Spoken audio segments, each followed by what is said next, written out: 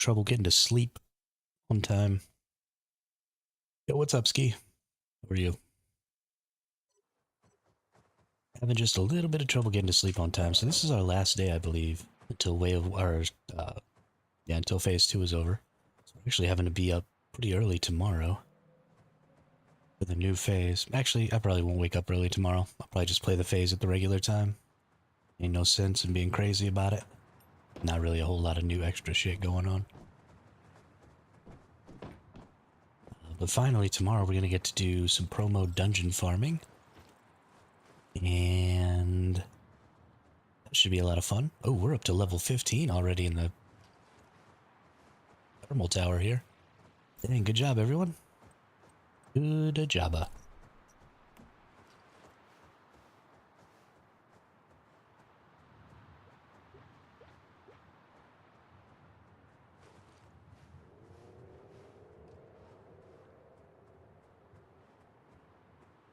Hey, nice. Thanks, Ski. Appreciate it. I appreciate it. Looks like everybody's doing a whole lot to help each other.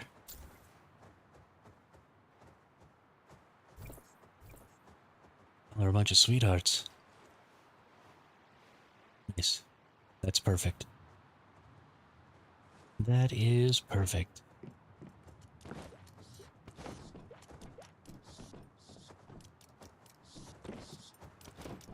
I got 7 generators. Doo-dah, doo-dah. 7 big fat generators. Oh, the doo-dah day.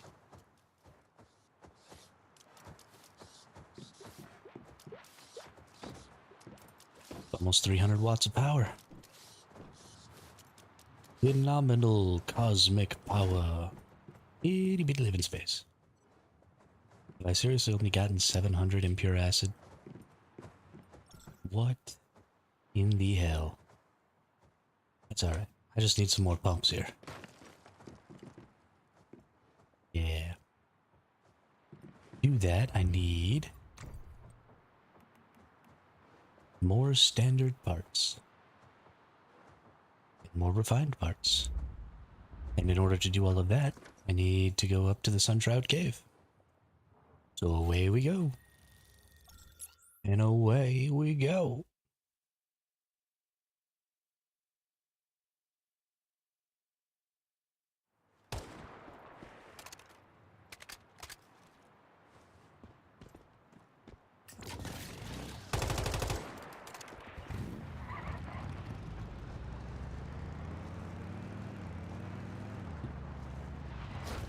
Hold on. Zoop.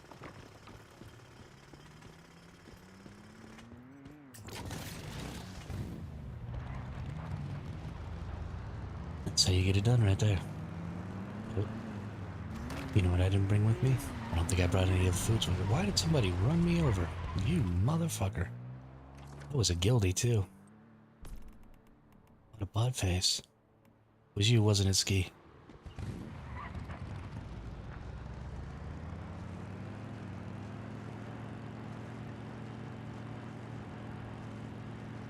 Just running people over like a butt face.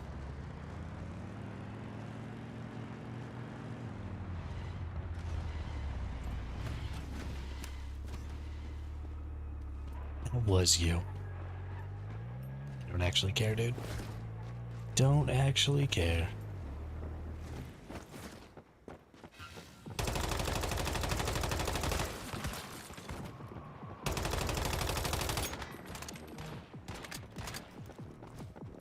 Have you never used the vehicle before, or the car before? That's funny.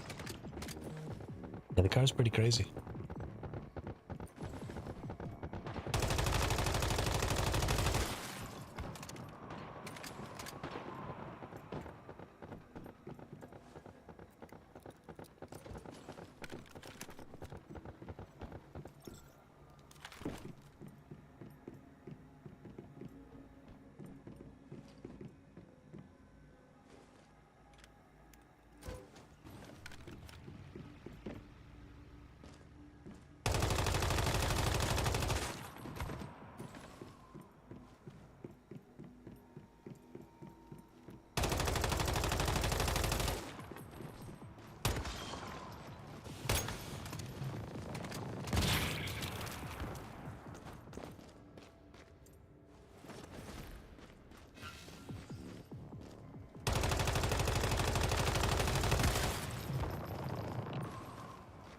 face Vulture.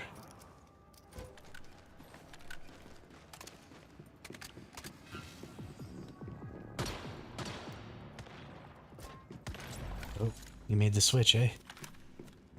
Broke out the jaws again.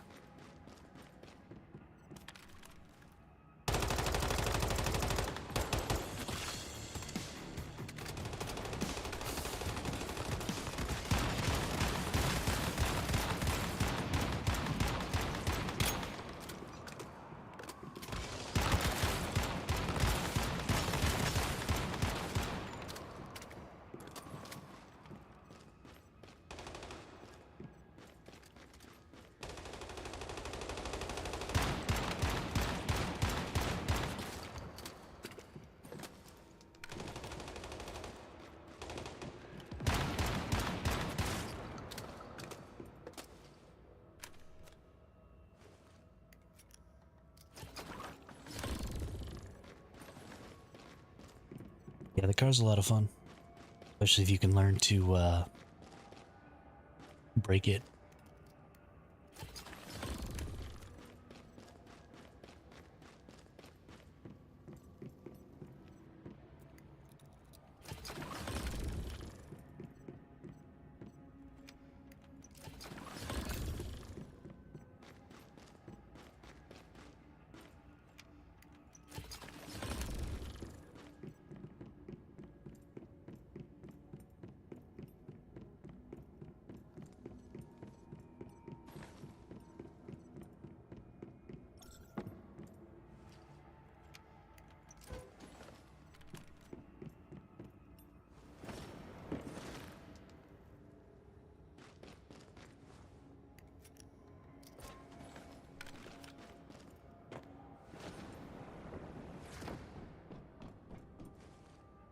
It's going great, Mother Sorrows. Thank you. How are you today? Had a little bit of trouble going to sleep last night, so I woke up late as hell. So we had to start the stream late. Feel kind of bad about it. But there wasn't really anything I could do about it.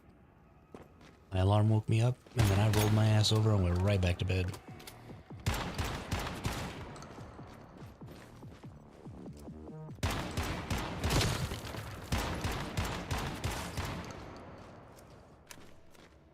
Me, tired but had a great time in D&D last night. Oh, nice.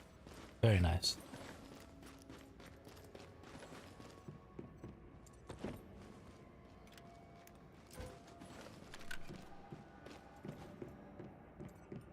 How far along are y'all in your campaign?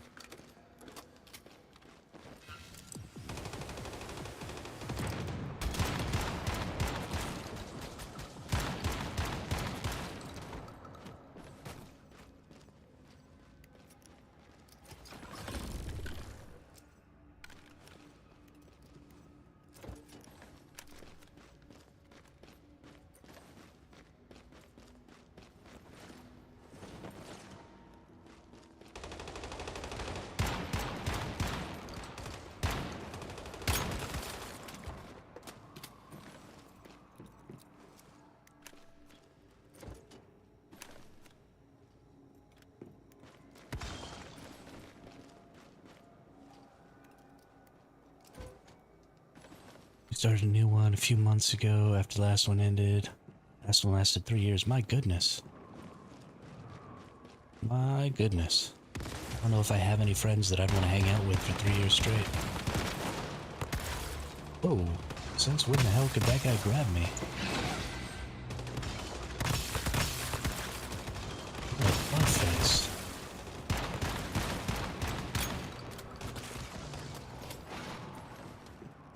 That's bullshit, ref. That's bullshit.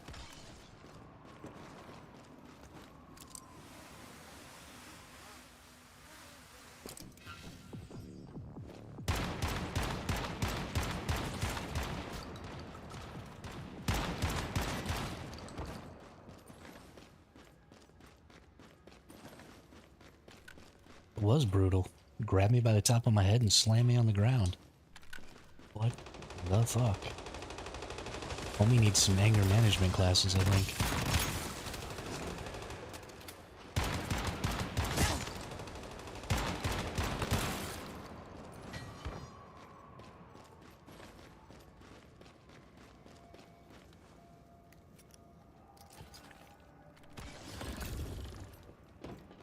It was completely uncalled for.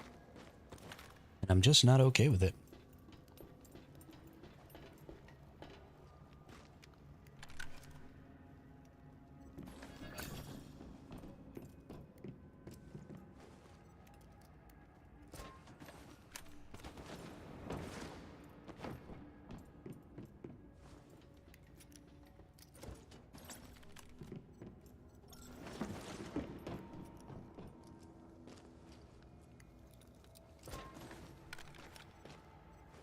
So, because I have a bit of an older crowd in here, I imagine a lot of you are probably familiar and likely even played old school RuneScape. So you probably also are aware of the fact that the new game by one of the co-creators of RuneScape, Brighter Shores, is actually coming out next Thursday, I think. Next Wednesday or Thursday, coming out on the 6th, which is kind of exciting. When it launches, I'm probably going to go ahead and play a little bit of it on stream here. McCoy Lico, McCoyski. Why didn't the dev add apple trees to this scenario requires to upgrade the tower? You know, I don't think it was intentional. I think they probably just didn't notice. It's a pretty... There are lots of steps to the fact that you need apples in this scenario, right? Because you've got to be wanting to specifically get that piece of the tower, and, you know, then you need the fertilizer, not actually apples. And so I think that probably the dev team just didn't realize that there was no way to get apples without getting the silver axe. And so it just got left in there like that. I imagine that at some point that will get changed. That there will be apples added. Or apple trees added. They only need to add, you know, 100 apple trees or something like that around the map. It shouldn't be that difficult for them to get done. But they definitely do need to add apple trees. That was pretty silly.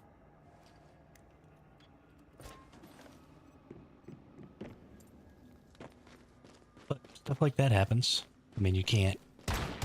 There's a lot of stuff to keep track of when they're making new scenarios in this game. Lots of things to balance. And because you want things to be unique... Yeah, I was doing the Silver Axe Bacon Burger, wasting a lot of time farming it. Yeah, we did that too. One of our players, Loki LB, actually went ham and pretty much got all of our apples for us. So a lot of the people in our hive didn't necessarily have to deal with it. I've seen in a vendor someone asking for apple seeds, so they are in the game. Oh, really? Really? I imagine they're probably just, you know, kind of like the cow's milk.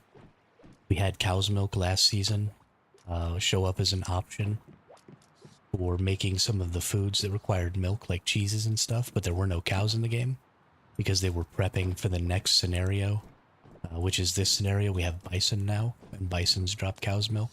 But as far as I know, there are still no cows in the game. So probably something along those same lines. They're probably not in the game yet. They're going to be. And I imagine that's going to be an upgrade to the farming system.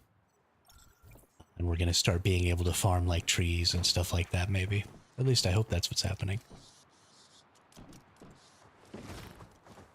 We will see. Ooh, I didn't get any standard parts from that.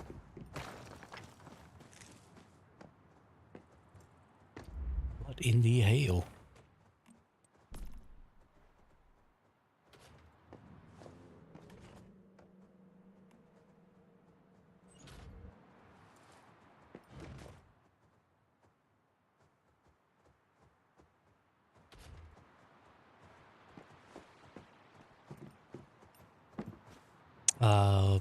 I need quite a few, Ski.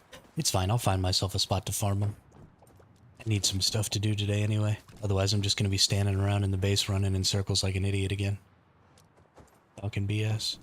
But let's go check out what our tower's been doing here.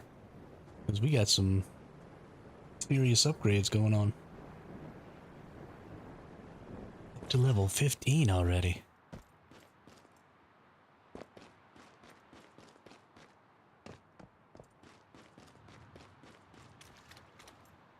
We'll be up in them 20s in no time. What are we getting right now? Affected by the thermal tower, you gain cold resist plus 10, heat resist plus 10, and elemental damage plus 10. The effect fades over 10 minutes after leaving the tower. Nice.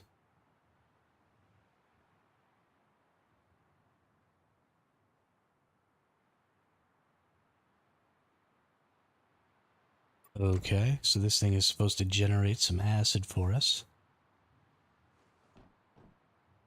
I wonder if it's actually doing that. We got 669. Oh no. Oh shoot. I didn't leave stuff for my bears to eat last night. They probably lost all of their tameness.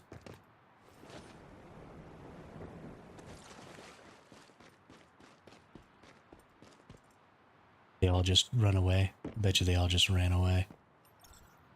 Bet you I lost all my bears. Oh. They even have tameness. Nice. Okay.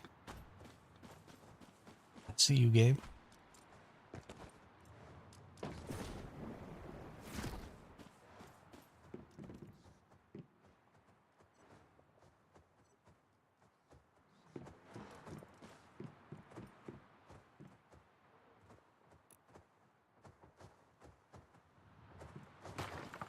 We need to do a whole lot of fishing again. Okay, it's so dark.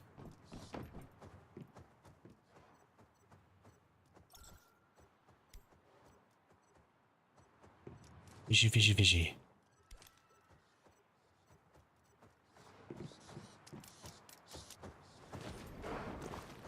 The fish in the little huts is almost rotten. What fish in the little huts? Oh, did you all feed my bears last night?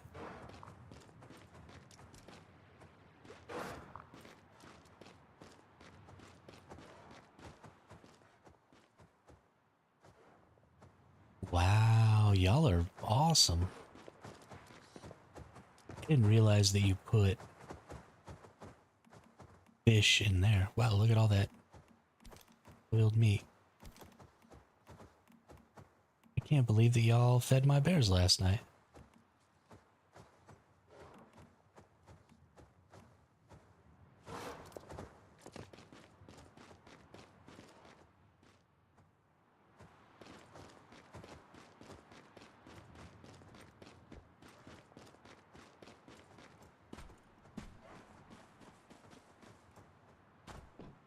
It's so nice of y'all.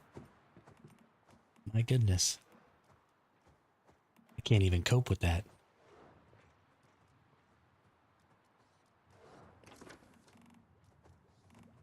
Advanced fishing rod. Where do I make the advanced fishing rod? Probably here, right? Hey, Megan Williams 01 with the follow over on Twitch. Thanks a lot. I'm awesome. How are you?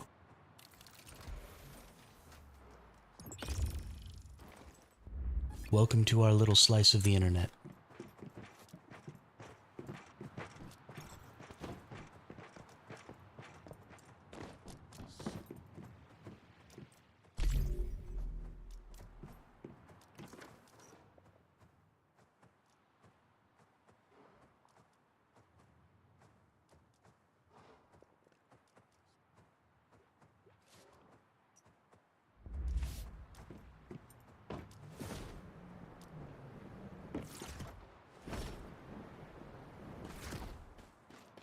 What in tarnation is this?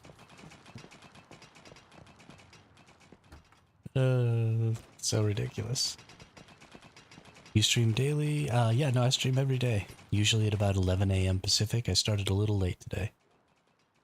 But we try and go at 11 a.m. Pacific.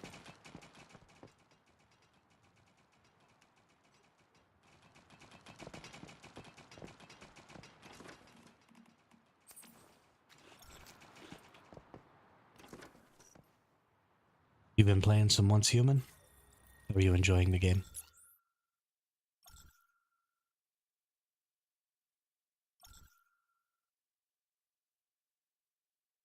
Oh no. What's making you not able to stream? Streaming is so much fun. I'm loving it. Loving every minute of it. The reason is my PC's power supply cable is broken, which is why I can't stream or play. Oh, that's gross. That sucks. I'm so sorry. On the bright side, those cables are fairly easy to get a hold of.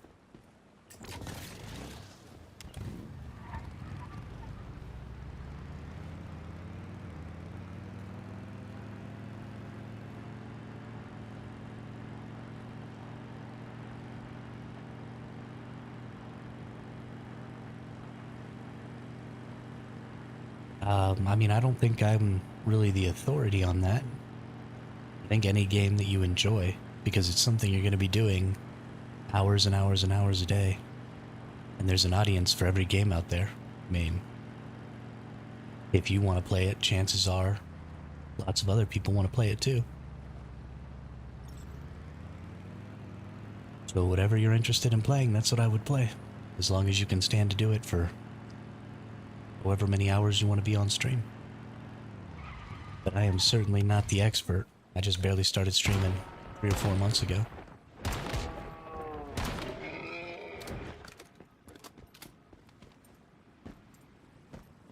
I think more importantly than what game you're playing, though, is, you know, your interactivity with the chat and stuff like that. You know, people come to watch streams not just because they want to watch the game that you're playing, but also because they want to be able to chit-chat with you and hang out and be a part of a little community, so. It's just all about having a good time. Nope, this isn't even my good rod.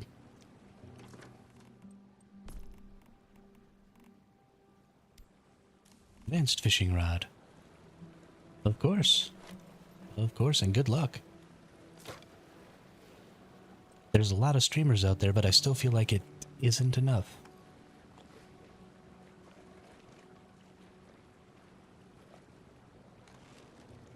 What's your favorite game to play, Megan?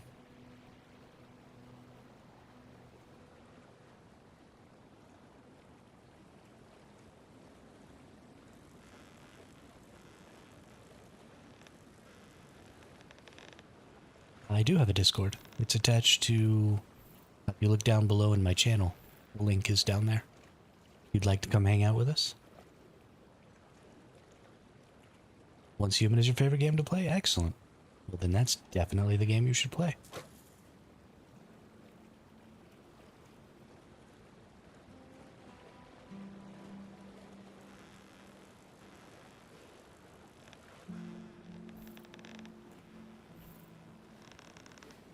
Yeah, I had so much fun playing this game when I first started. That's why I started streaming. Played this game for about 2 weeks after it first came out. And I realized that it was just super duper fun and I wanted to stream it, so I started streaming. Pretty much only played Once Human on stream since then. Played a little Throne and Liberty, we've done a little New World, but mostly we just keep coming back and playing this. The community around this game is really great. As long as you stay away from some of the toxic PvP folks. Not saying that everybody who PvPs is toxic, but most of the toxic people in this game are PvPers.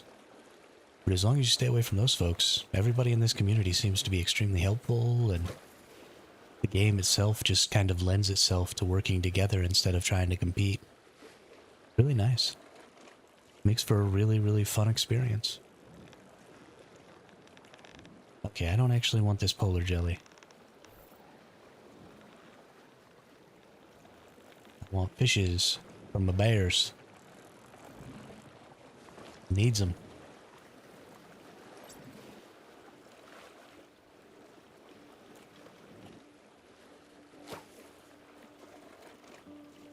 I need them fishes from the bears. Yeah, that's a big old fishy.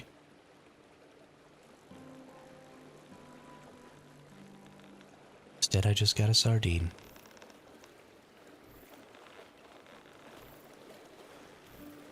Sardines are so gross.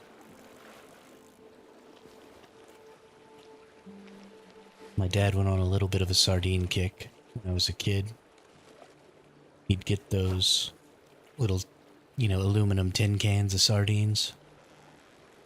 So gross. So gross.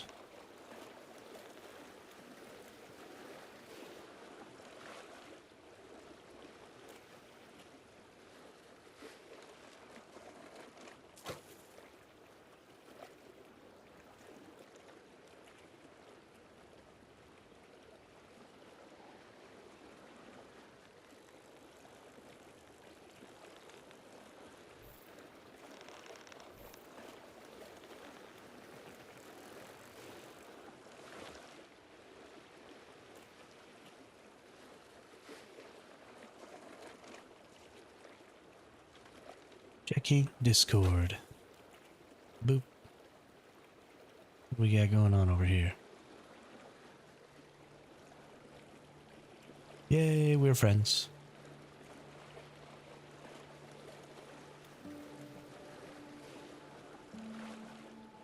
Oops. Accidentally reeled it in before catching anything.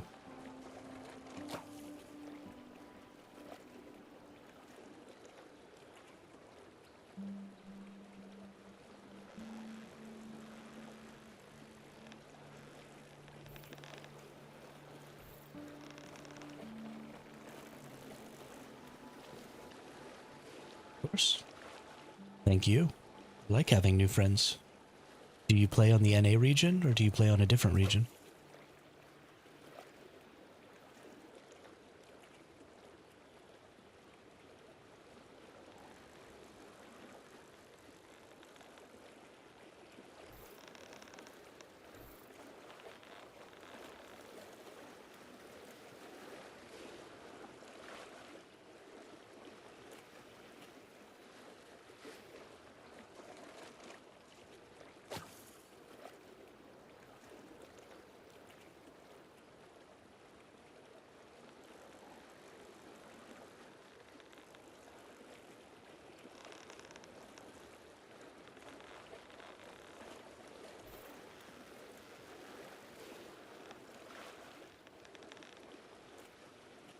Got a big old fishy. Pompano. Look at that thing. My goodness. My goodness. Ridiculous. No fishy needs to be that big.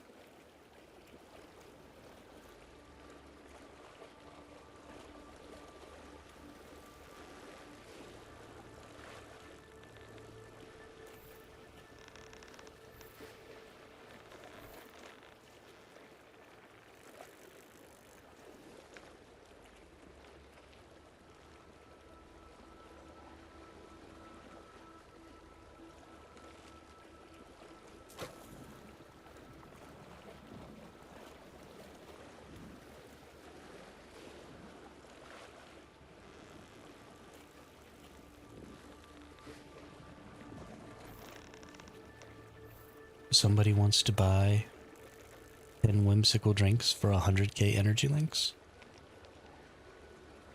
What? I'm so confused. Why are whimsical drinks so expensive?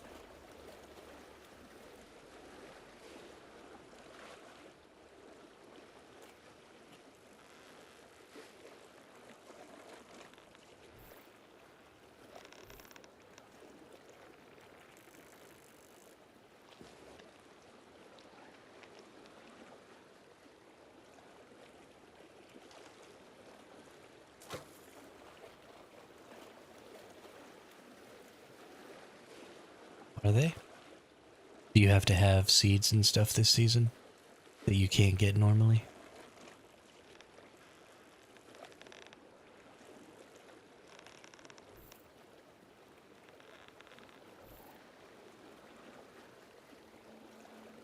Yo, what's up, Quizza?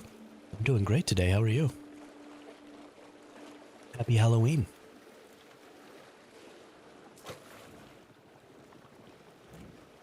Happy Halloween.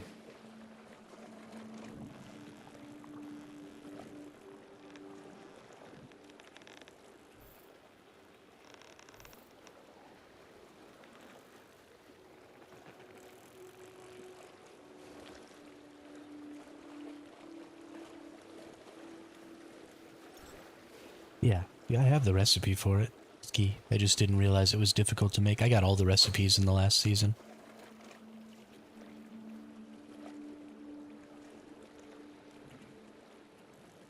Or, the last map, I should say, not the last season.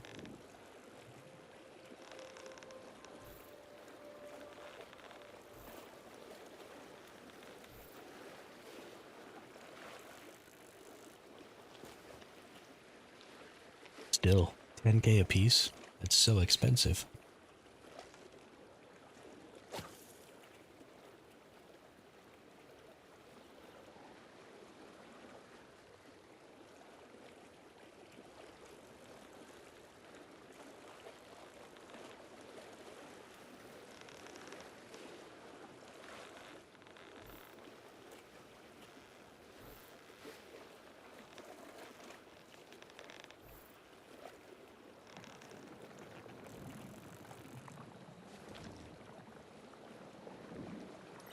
Guess. Still. That's for diggity donkulus.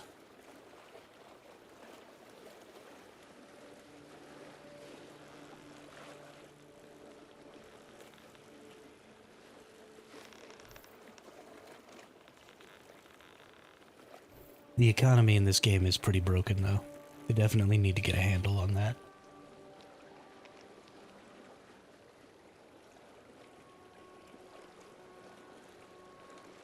$30 energy links per... Well, apparently. You need to be... in the price. They're asking silly prices, to be honest. 10k for a silver axe. Jesus. Who's gonna buy a silver axe for 10k? That's stupid. Like 1k, maybe? I think 1k.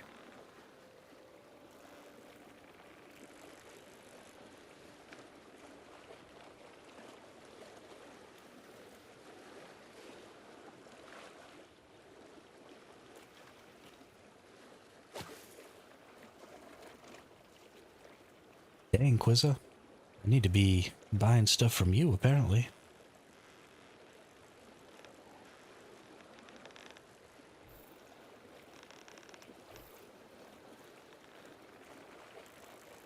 I think that's the right way to do it, though. Right? You make a little bit of profit. You don't need to be taking 50% of somebody's energy links, like they do when they sell those things. That's, really, really bad for, you know, solos and stuff who don't have access to those things.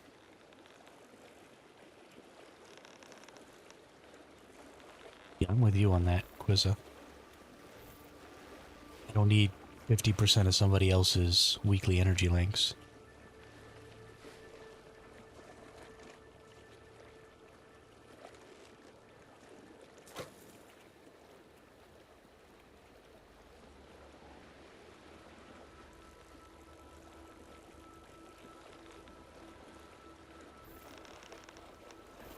Come here, fishy. I got a fishy. I got a fishy. I got a fishy. Hey, hey, hey, hey.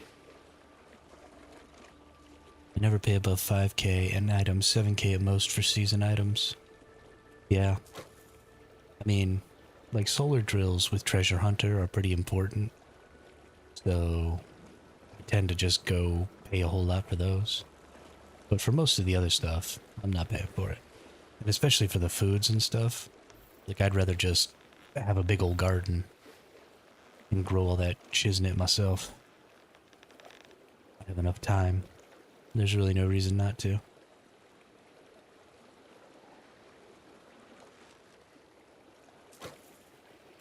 No reason not to at all.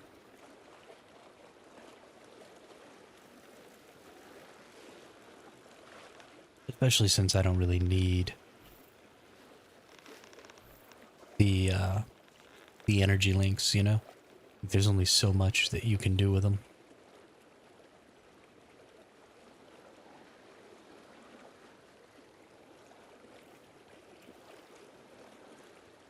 Well, it only really lasts forever if you don't break it like an idiot, like I do sometimes.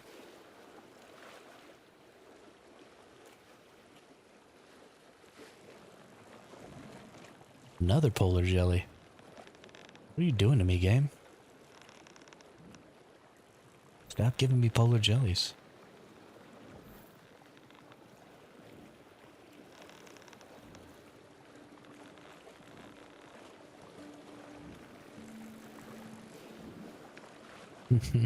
That's exactly what happens to me.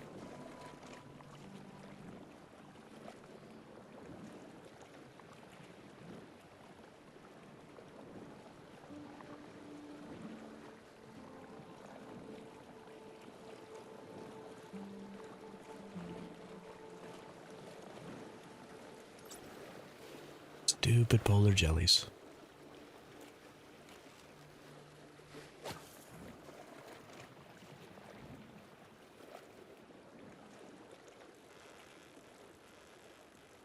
Yeah, not only can you break them, it's incredibly easy to break them.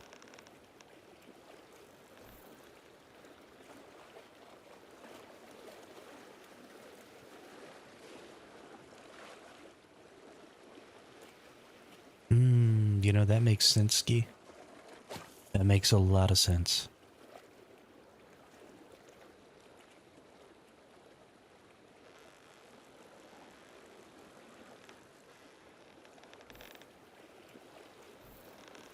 It honestly would have never occurred to me that fishing over here in the ice water was going to end up giving me a bunch of polar jellies.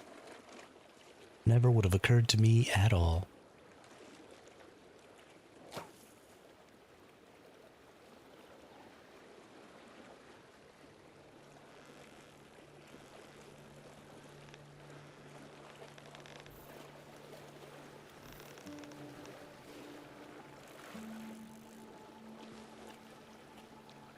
I suppose. I suppose. What do we get? Honestly, I'll probably trade it if I get a 5-5 polar jelly. Give it to one of you nerds or something. I don't ever use these combat deviations. It would just totally go to waste in my inventory. Totally go to waste.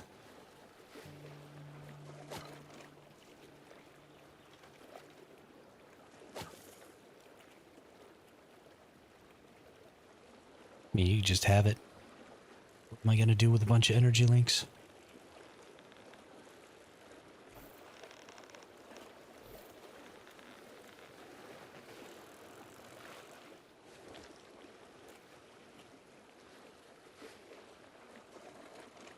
I was just thinking, now that you have the ability to leave a scenario within the first 24 hours, because the Manibus scenario has that special spot where you can catch a lot of fish super early. And because every time you join a new scenario, you get a new 20k whatever.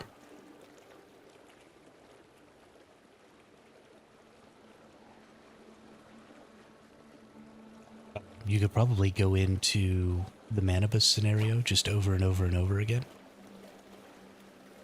And just spend one day in there fishing in that special spot where you can get electric eels. And just bring a bunch of bait over from your Eternal Land. You just fish. Try and get a bunch of 5-5 electric eels that way.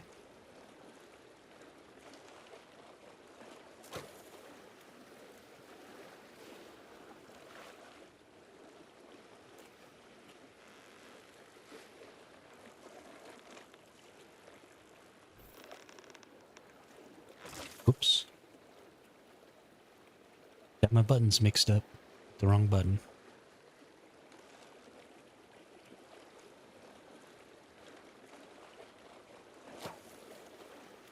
Look, it's a northern pike.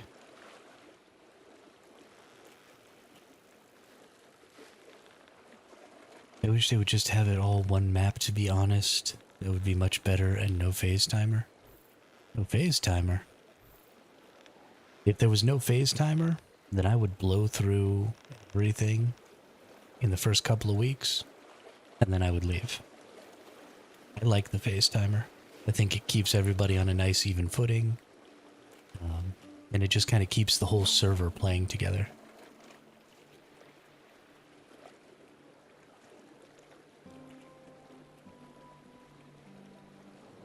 What would increasing the levels do?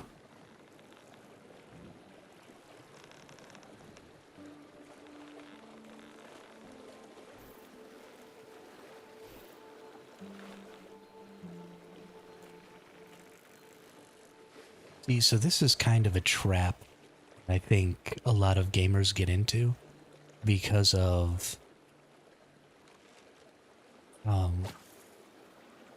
our experience with RPG games in the past, specifically JRPG games, where leveling up is kind of the core mechanic of the game and ultimately the reason for playing. But there's really no point in having levels. Right? Am I even level 50? Yeah, I am level 50. But there's not a really big reason to have levels because that stuff always just kind of corresponds to other forms of advancement. And one of the worst things about levels, hey, what's up, Lothar, is that the bears are good. Was it you who put a bunch of fish in there? I don't know who put a bunch of fish in there, but I really appreciate it. Y'all are the best. But the problem with levels is that as you increase a player's damage and stuff that severely, you start to eliminate a lot of content.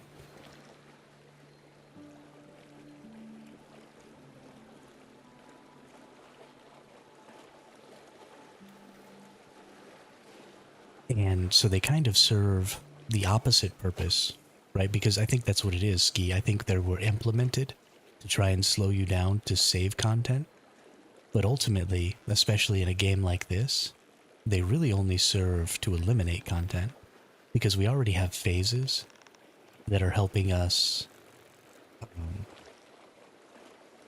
slow down, right? Because you can't go to certain content because of the phase. So the levels are just making us so powerful that we can't go back to content that we've already passed. And so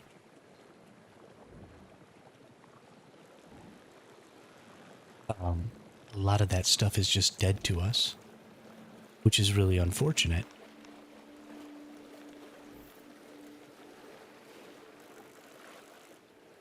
Because it's really fun, good content. Yeah, exactly. There's no point in going back. Except that in some situations I need resources from those places. And because I need resources from those places, I have to go back to them, and I just one-shot everything. There's no fun to be had there. It just becomes an onerous experience, something that I have to do because I have to have those resources, but that doesn't have any value for me from a gameplay perspective. I don't necessarily want everything to be difficult, but I want everything to be difficult enough, right? Because it can be too easy that it's just not fun anymore.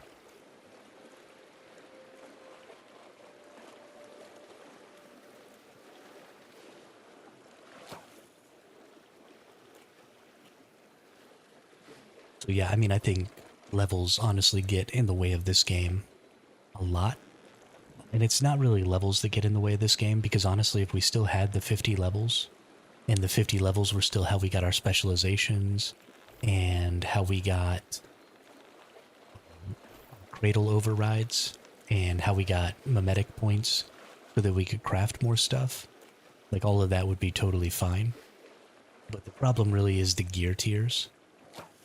And so, you know, having 5 tiers of gear really makes it so that there's no point in going back to old content.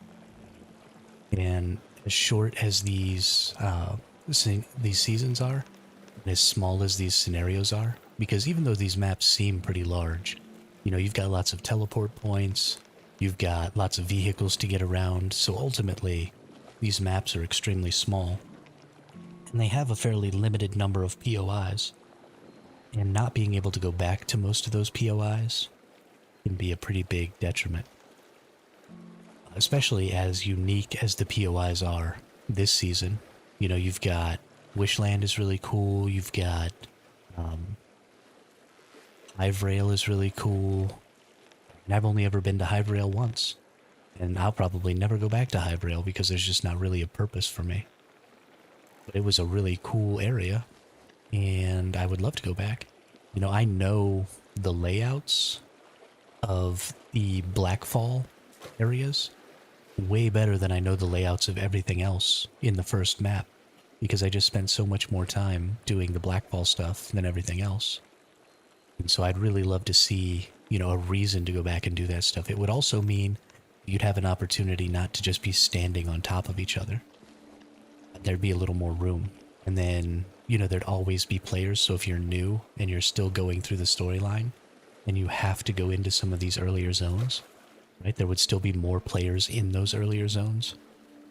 I think leveling is kind of a crutch in RPG games that we've just been standing on for way too long, and it just doesn't have a ton of value anymore. Your character doesn't necessarily need to get, you know, multiple times stronger than it started out as. Your character getting more variety is probably more important than your character getting more just flat base power. Especially in a game that happens as quickly as this. Because, I mean, we're only going to play this for 35 days. This is a 35-day season, and then it's over. And within the first 2 weeks, I've gone from doing 30 damage a shot to doing 300 damage a shot. Right? I've gotten 10 times more powerful in 2 weeks, which is kind of insane.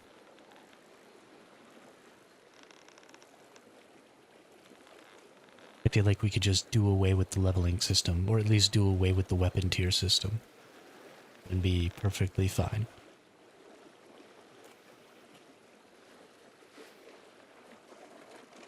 You know, we would still need all of the different types of resources, right? Because you'd still want tiers of structures that used different resources, but none of the resources in this game are more rare than any of the other resources in this game.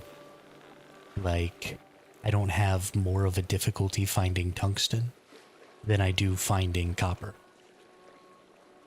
And so tungsten being higher tier material doesn't actually do anything for tungsten. But I can still just go find it. And especially in this season, right, we were able to get all of the different resources straight away.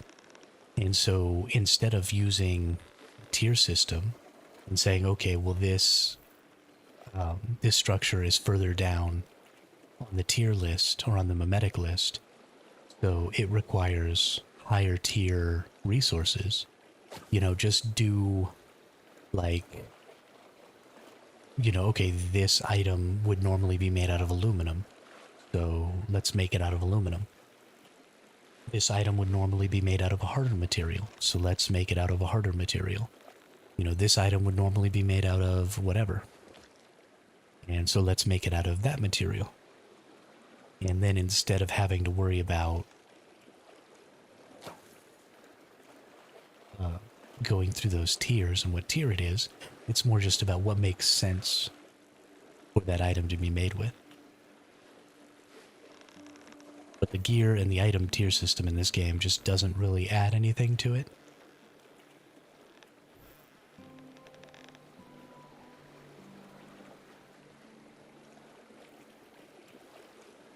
I feel like we could just get rid of it and it'd be alright. fun to see my character advance, I guess. But we have that with mods. We have that with calibration. We have that with lots of different stuff.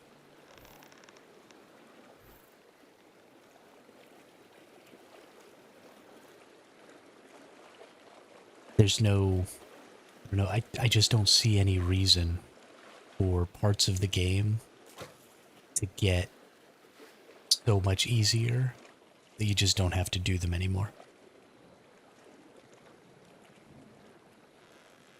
I don't understand, honestly, now that I'm thinking about it, because this isn't something I've thought about a lot in the past, but I'm having a hard time pinning down a reason for this to have ever been the way we did things. Like, I understand in a theme park RPG where, you know, you're moving through content and there's never a reason to go back to previous content because, you know, you play through the game and you get to the final boss and you kill the final boss and it's over. I get that. Right? That linear progression feels good and it makes you feel like the main character in, you know, in an anime or something like that. And that's cool. But in a persistent gameplay game where the goal is, you know, to be able to repeat content as much as possible, you just create content that is designed to be eliminated from the game. And that limits so much what your players are ultimately going to be doing. So I just don't know if I like it.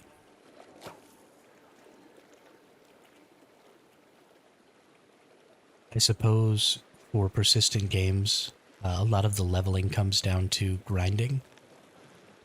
Right? You're trying to give your players a reason to have to spend time playing the game. If there were no levels, you know, what would people do for the first 200 hours of gameplay? If you couldn't get more powerful gear, you know, what would people do to make their characters stronger?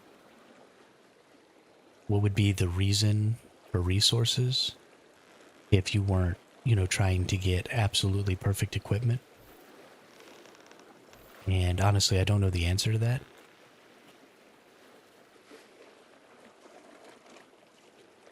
I mean, I guess durability systems could go in there somewhere.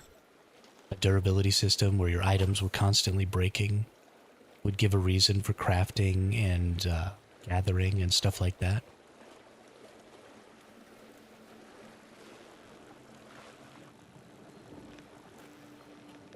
But I really don't know.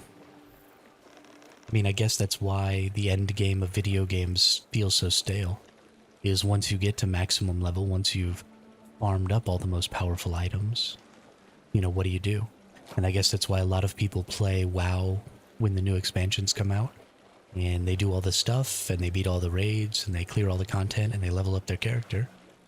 And then a lot of people just quit playing until the next expansion comes out. So what is it that we can do to engage players? So we need to find sort of a new type of game, a new type of system to engage players so that there's something for them to be always doing that isn't based around growing the power of their character. Because power growth is extremely limited, right? Because there has to be a cap on that power growth.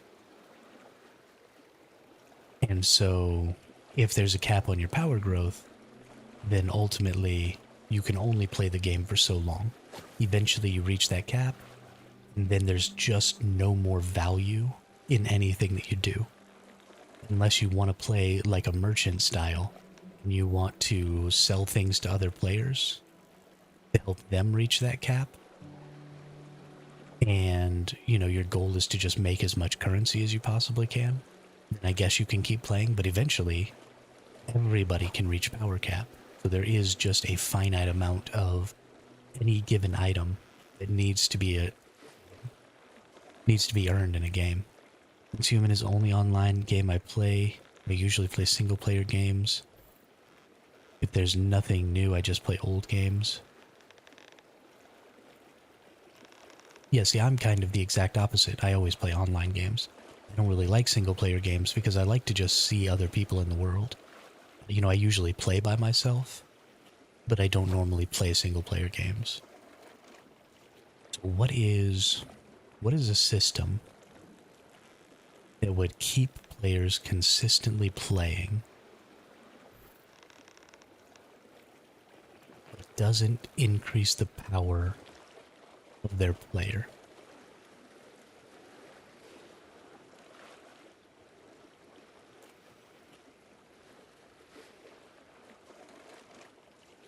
We already have PvP systems. Like, PvP systems are a lot of fun.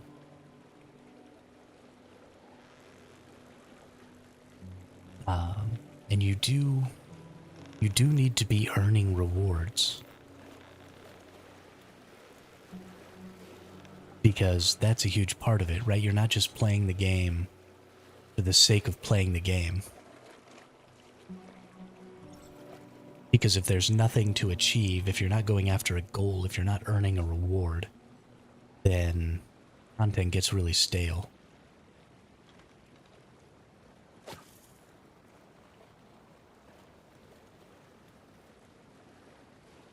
And that reward has to have some impact. I guess, Guild Wars 1 had a pretty good system where a lot of the chase that you were going after, actually, this is exactly what it is.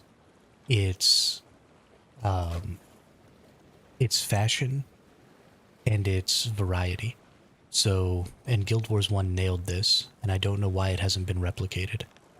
But in the original Guild Wars, whenever there was like a new zone, people would go and farm that zone for equipment, even though they had the best equipment, right? Because getting the best equipment in Guild Wars 1 was laughably easy.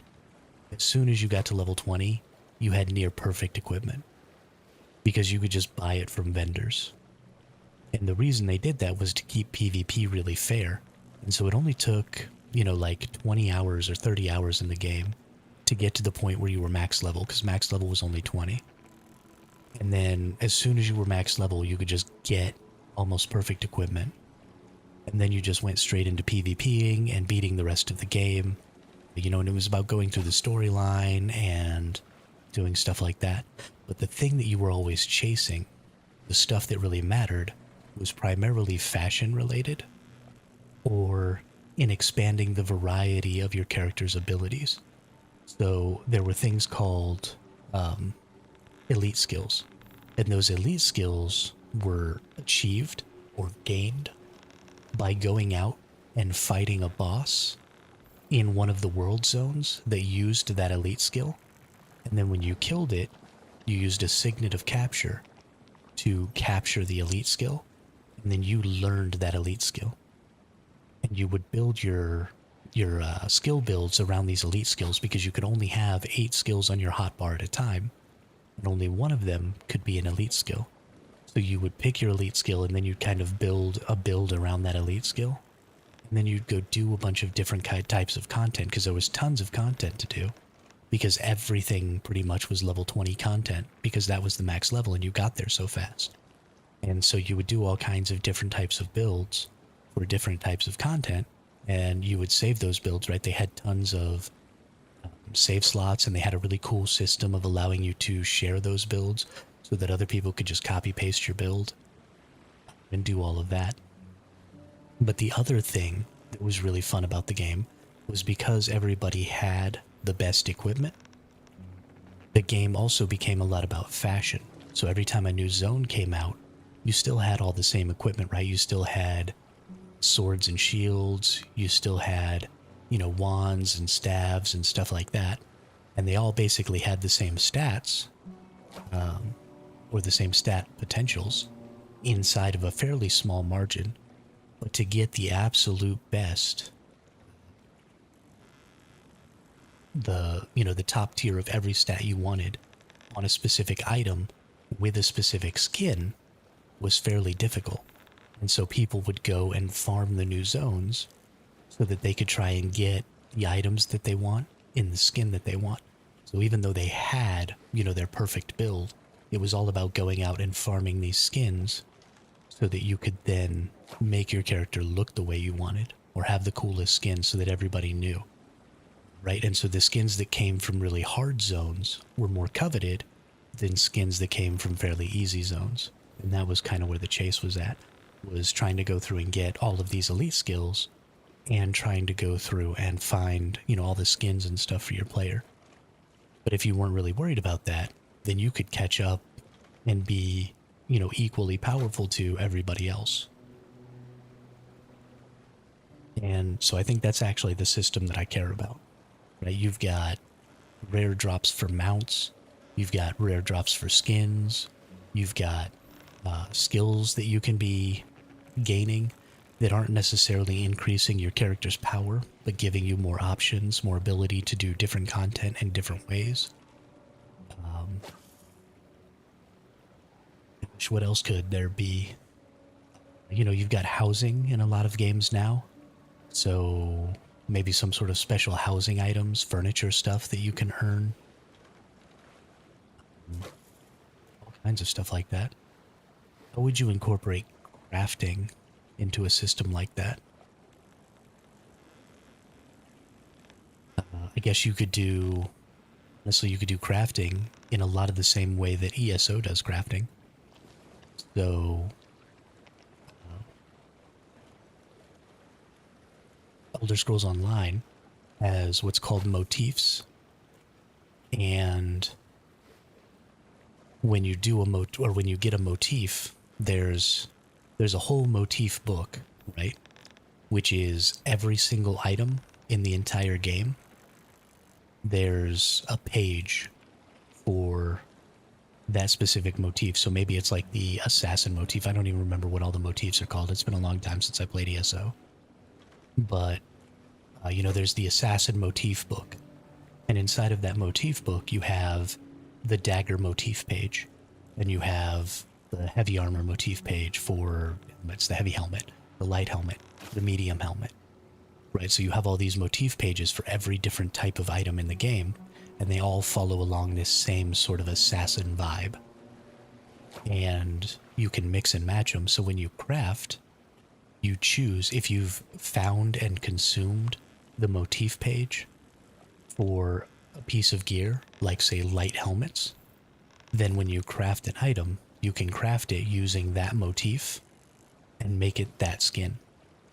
And so if you really want to make your character look a certain way, then you get gear of certain motifs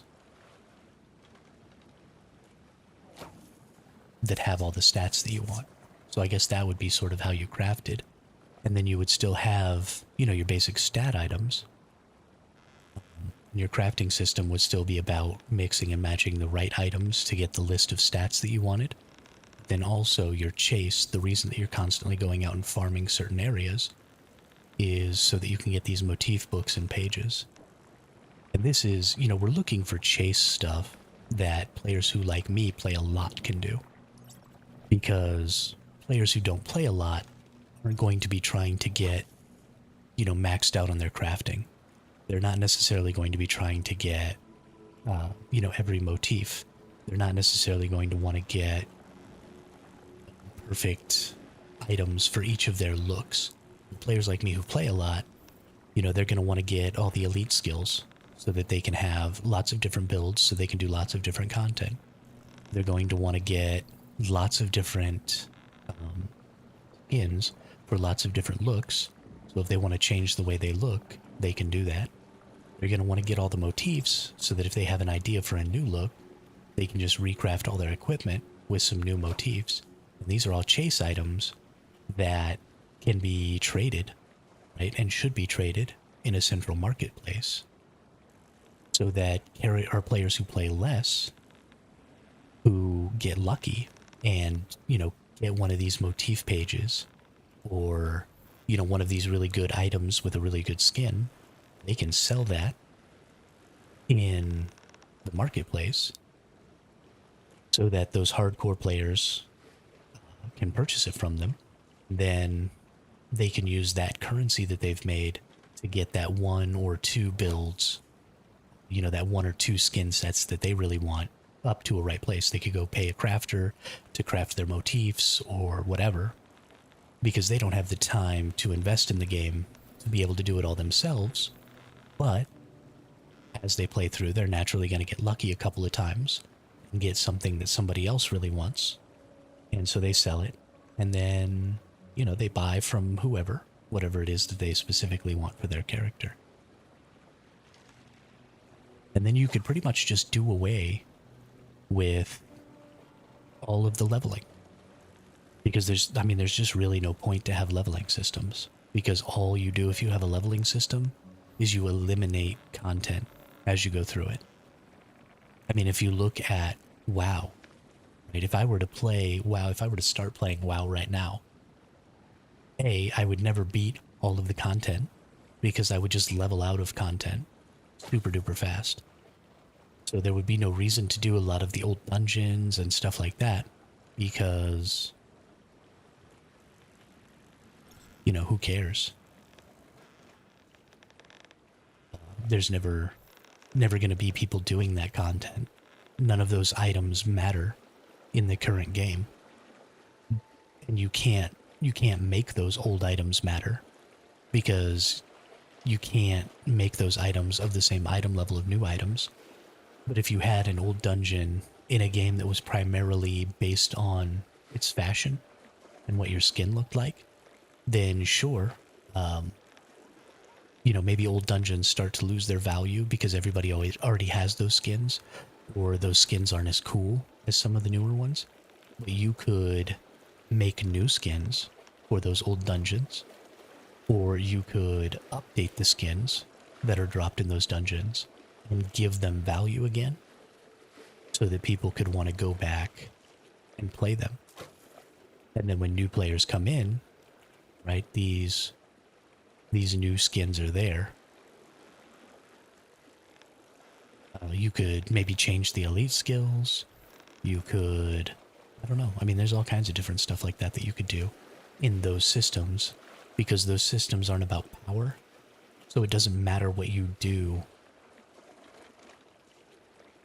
to those items. If you change them in any way, you're not changing their potential power. And so you're not making other items useless by making those changes. You're just giving people something new to chase after.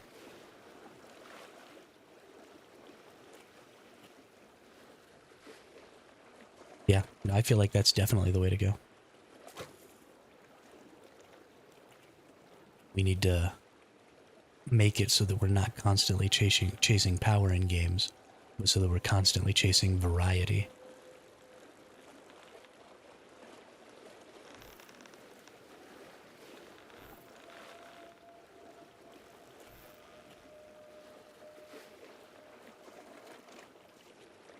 And then your PvP loops are more fun, right? And then you do the same thing that we've always been talking about when you engage in PvP.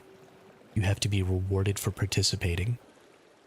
So, of course, there are going to be skins that you get specifically from playing PvP. And so, you get some sort of shard system or some sort of currency system that you use to purchase those PvP skins. And you don't make it so that you can only get those shards or those currencies by winning PvP engagements. You get them by participating in PvP engagements. Maybe elite skills that you could only get from PvP stuff. Tons of stuff like that could be available.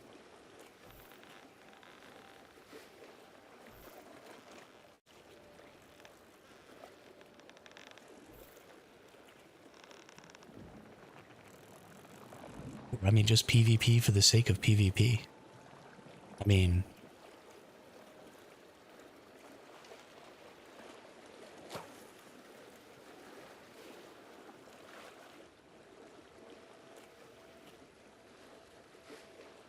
PvP is just fun. Victory is kind of its own reward. Playing is kind of its own reward because it's so dynamic, it's always different.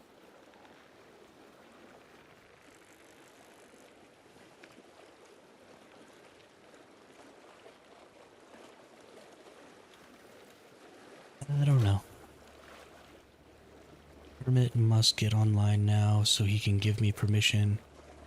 Add stuff to this tower. I am online, Khaleesi. Sorry, I didn't realize you didn't have permission. Am I just a bad person? I think I'm a bad person.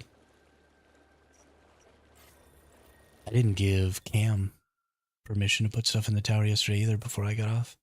I hope she requested permission so that I can give it to her. That's another thing, is anybody that I give administrative permission to should just be able to give other people permission. Locking it to just the person who owns the tower, freaking silly.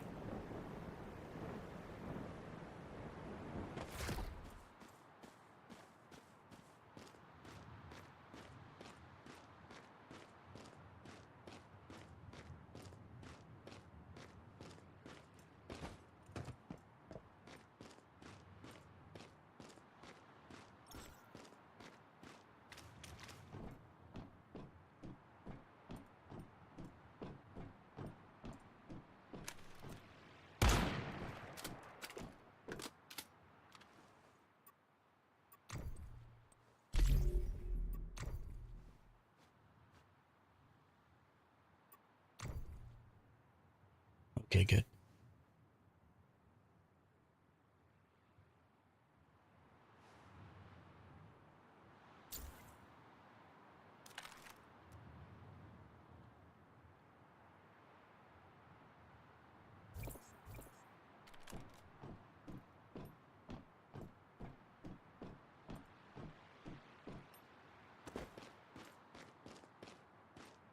Good deal.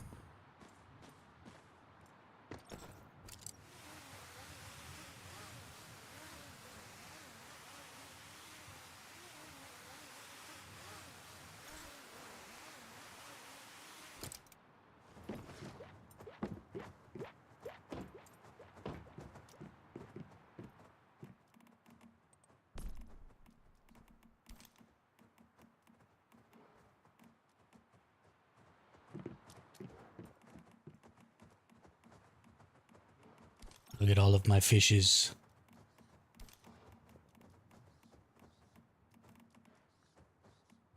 I need like 3 more refrigerators.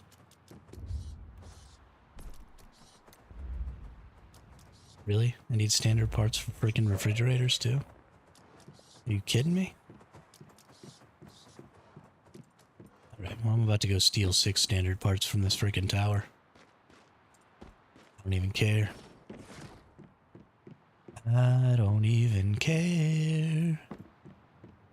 Gonna steal these parts. Booyah.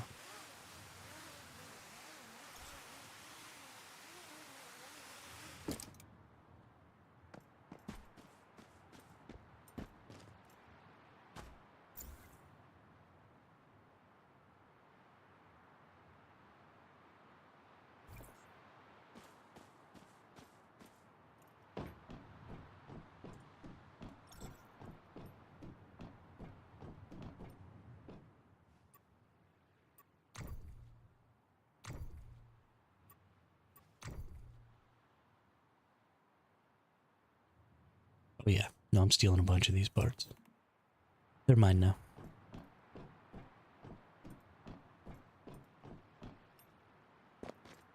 Yoink.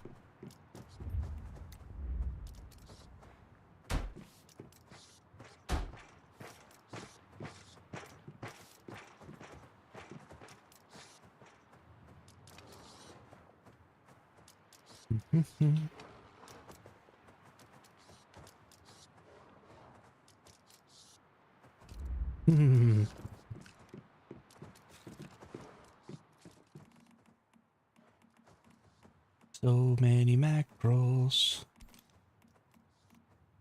So many mackerels. My goodness. I don't even think I have enough space in all these fridges.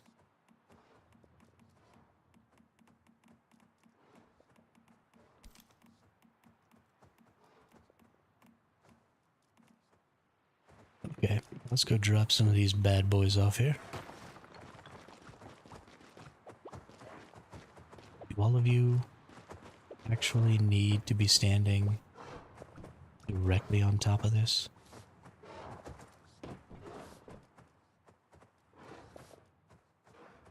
Please let me access my trough. Thank you. Ooh, barracuda.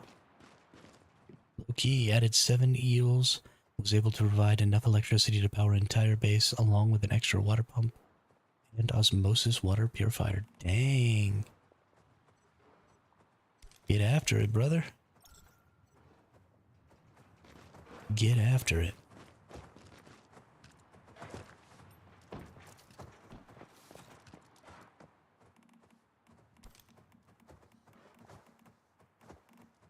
I hate these freaking animals. I need to be able to do to them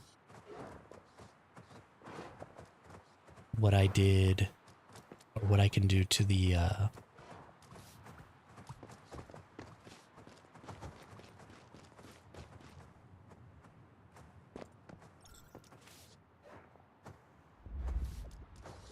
what I can do to the deviations. I need to be able to pick them up and just toss them without actually having to pick them up so that I can get them off of this trough because they always get stuck on the trough. And it's stupid. And I don't like it. Ooh. That one's got true grit. That one's only level 50. See, this one's not even eating or drinking. What are you doing, you stupid bear?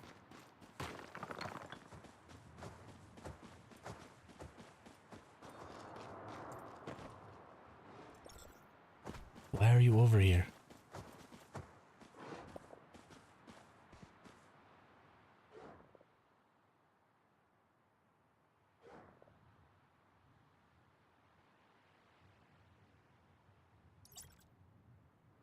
Why are you stupid? Dumb bear. I freaking hate you. You are a stupid bear.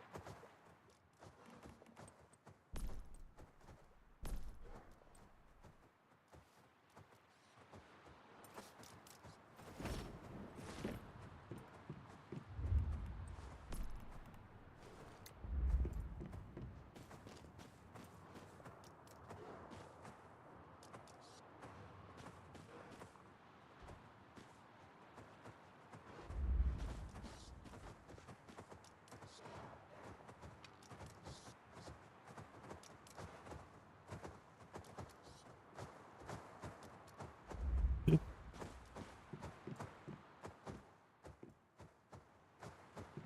Nice. Now we have all the things going on over here. We've got a bajillion fish. I'm really gonna have a hard time filling up the day today. I can already tell.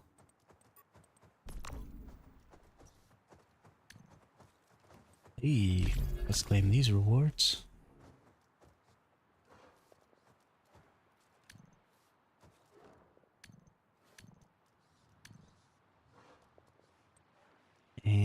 I guess I should probably go ahead and go get some of these. But they last until November 17th, so there's not really a hurry.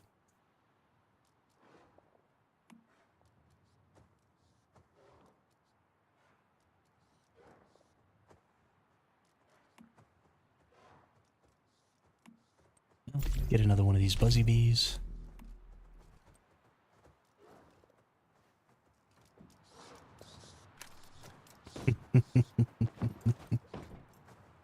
I'm sorry, Khaleesi. I just don't have time for making big bases. And by time, I mean inclination. I need it all to be right at hand where I can get it from anywhere. I don't want to have to be like moving around my base to do stuff.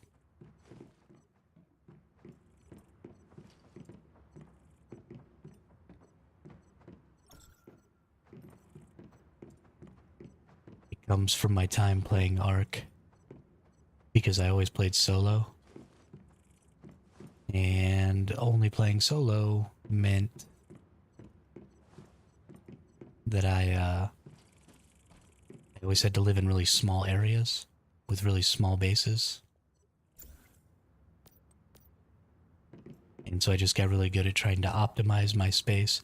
I don't necessarily do quite as much optimization in this game, because a lot of optimizing in Ark is about making stuff on multiple levels, so that you can, look up to access and look down to access. And then getting just tons more access to stuff from a single point. And just trying to make it all as tight as possible. So I'm not quite there in this game, because it's just not necessary. But I do enjoy optimizing my space. Made you a supply bench. If you don't want it, just delete it. I appreciate it, thank you. I absolutely do want it.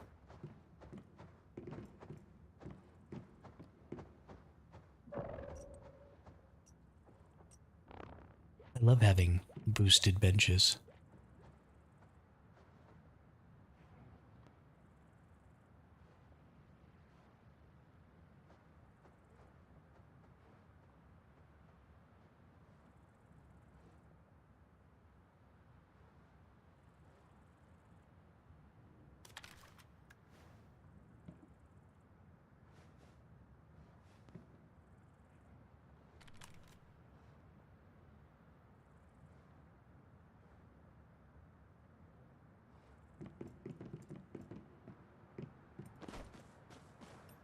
Those are some doo-doo choices. I'm sorry. You got hosed. Yes. Give me my fuel. Yes.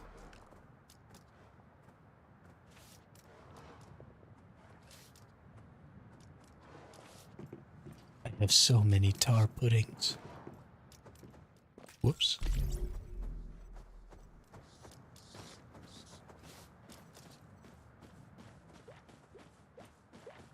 I got a pumpkin seed. There always been pumpkins in this game? There have always been pumpkins in this game. Okay. Yeah, that's a bummer.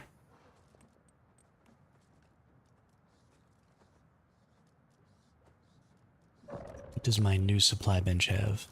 Let's see.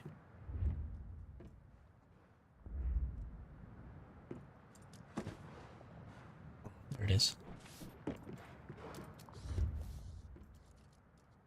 Ooh, double healing. Nice. Bye-bye.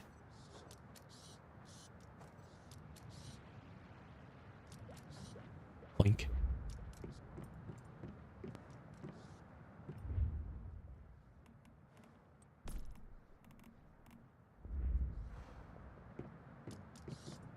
All right.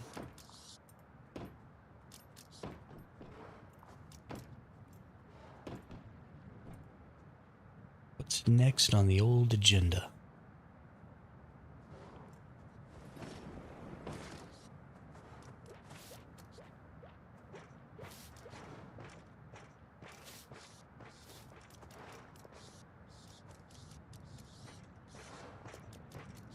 Negative, Lothar. We get the new phase tomorrow.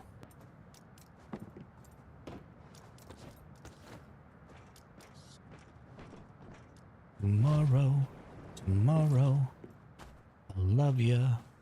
Tomorrow. Your housemates play WoW like that? Yeah. That is, I think, the way that most people play WoW, which is fine. I mean, it's totally acceptable.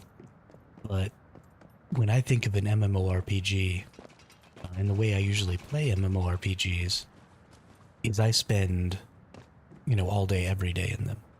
And it's not just about advancing my character necessarily to me. Like, I want to watch the world sort of grow and change around me, and I want to watch people grow and change around me. And which is why I find myself in this base so much, watching everything happen.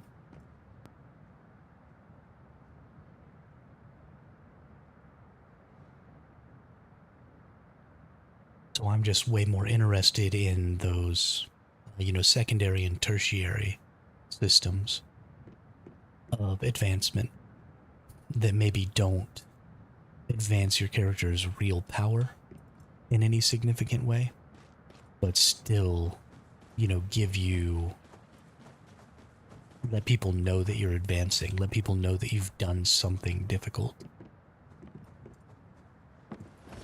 And I think skins are a great way to show that off.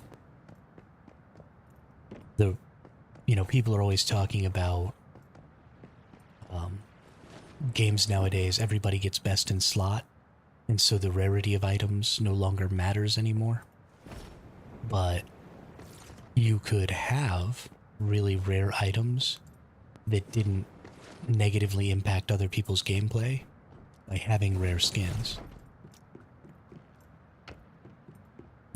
The rarity doesn't have to give you power, because that's not why people are going to go after those items. And people want rare items because they want to show off that they've done something like that. Exactly. Depth of in-game content, and that's the most important thing. But you also have to be achieving something, right? There can't just be a lot of stuff to do. Because if there's a lot of stuff to do, that's great.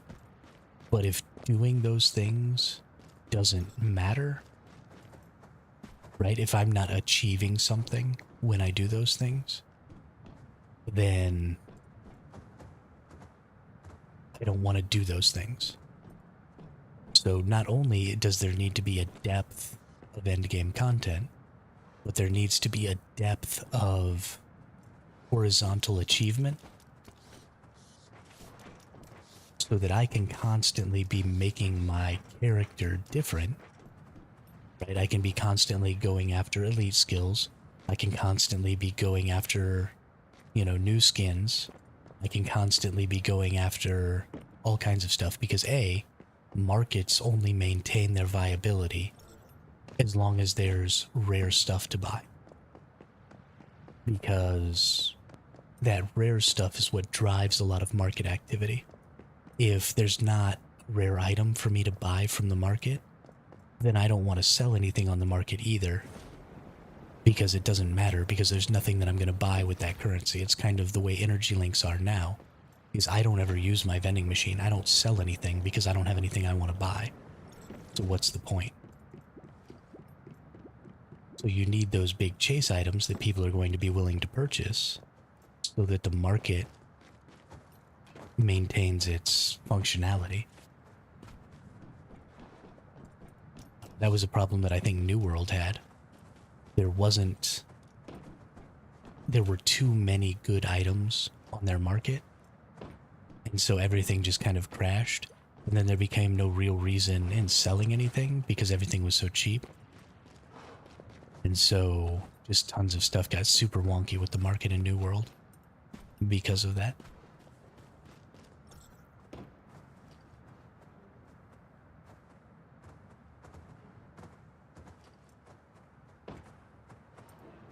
And that game was also just incredibly poorly designed.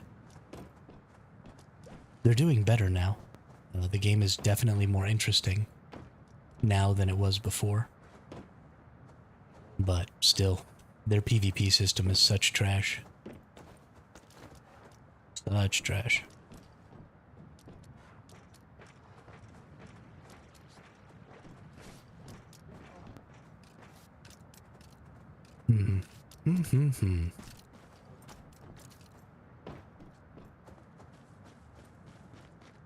What am I gonna do?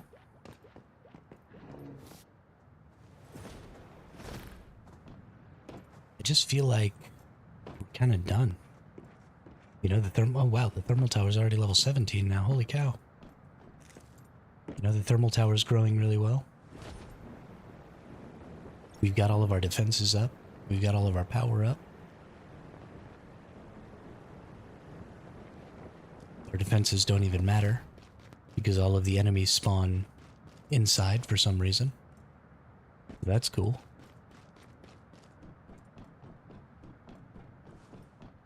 Put all that effort in for no reason. What are we gaining now? Attracted by the radiation from thermal tower, some deviants appear nearby to fight alongside you. Nice. Hey, we're almost up to 60% again already. Or we are up to 60%. We're going to need to be triggering another one of these probably later today. Maybe tomorrow.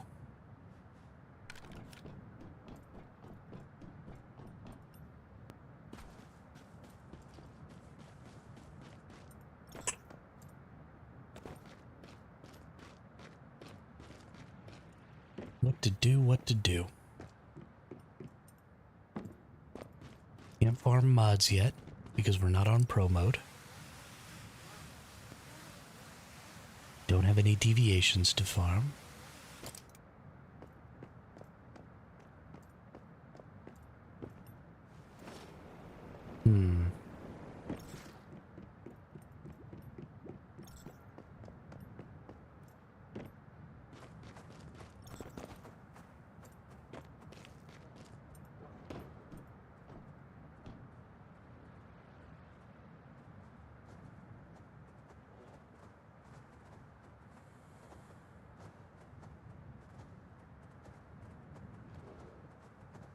Been working on the shorter research to progress us quicker during the day, and we'll leave the 12-hour ones for overnight when no one is online. You know, that's a good idea, DPG.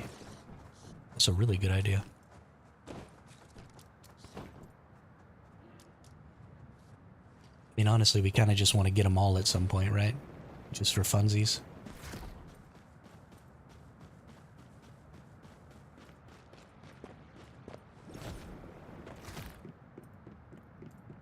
DPG is the tower goat.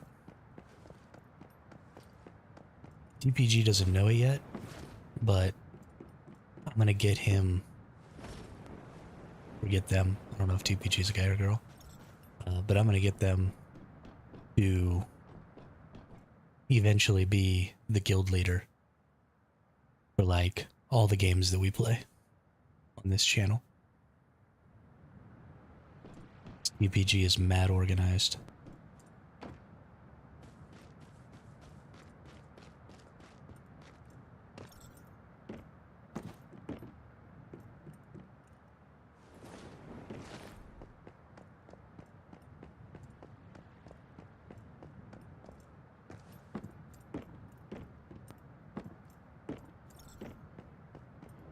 One of these days.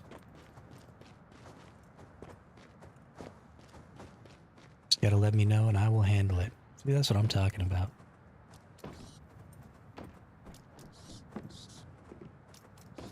You're my favorite, TPG. My favorite.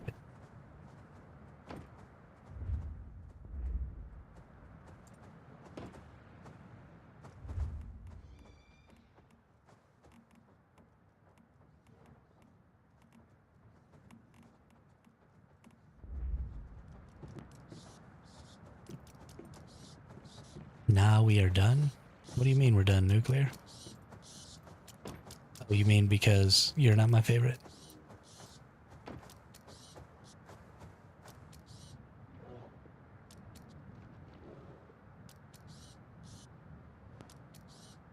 We have access to the silo Shephosaurus drops?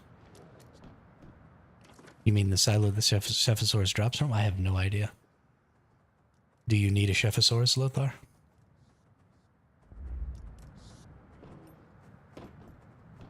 Because I'm pretty sure I got a couple. I do. Only a 1-1 and a 2-2. That silo's not available this map. Oh, well, that's duty. Duty. Oh, you know what I need to get? I'm almost out of sulfur. Gotta go get some more sulfur. We have something to do. Thank God.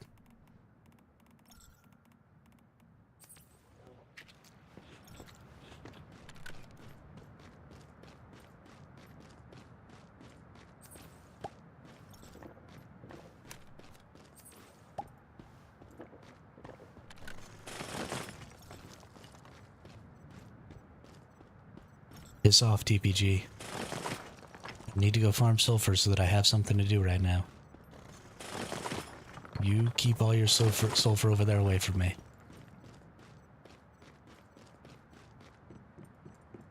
You're too efficient. We've gathered too many resources.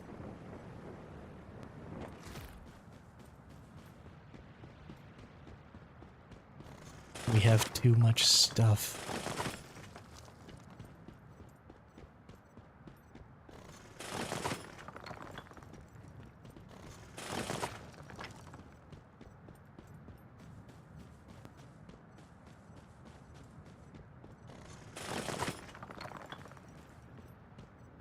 What's with this base? With the crazy floating sniper tower up here? It's hilarious. That's hilarious. Good for them making something cool.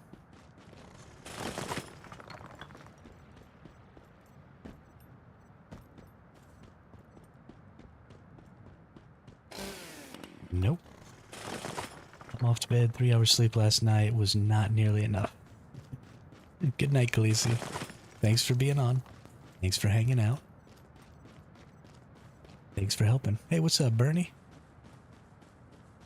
How are you? I always want to call you Bernie Mac. Because you got that M on there.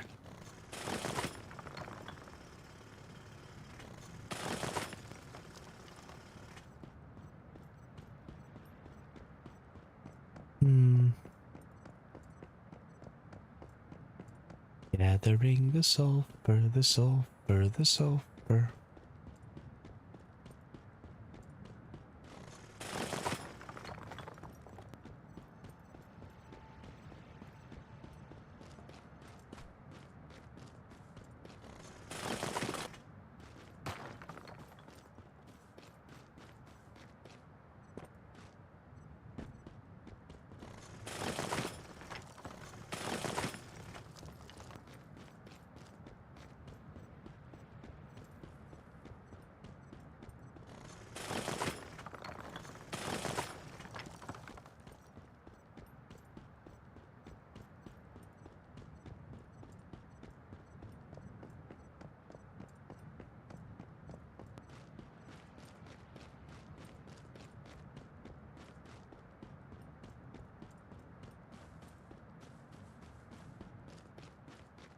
Nice. Good deal. Very happy for you, Bernie. This scenario has been quite a bit of fun. And I am enjoying it a lot. I am a little disappointed with the purification mechanic. Because I don't like that the enemies spawn inside your base. I think that's really dumb. I wish they spawned on the outskirts, but not really anything I can do about that.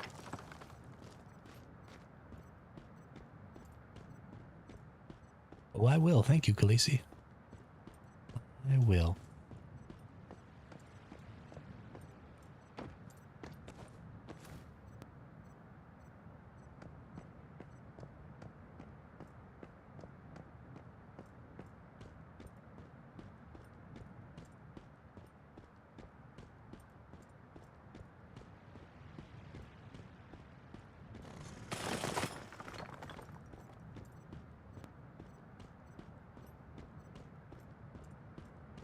want to get up to 6K, so I have 2,000 sulfur to put in each one of those refineries.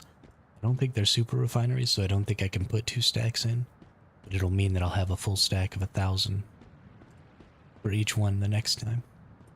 So I don't have to go out farming again for a couple of weeks.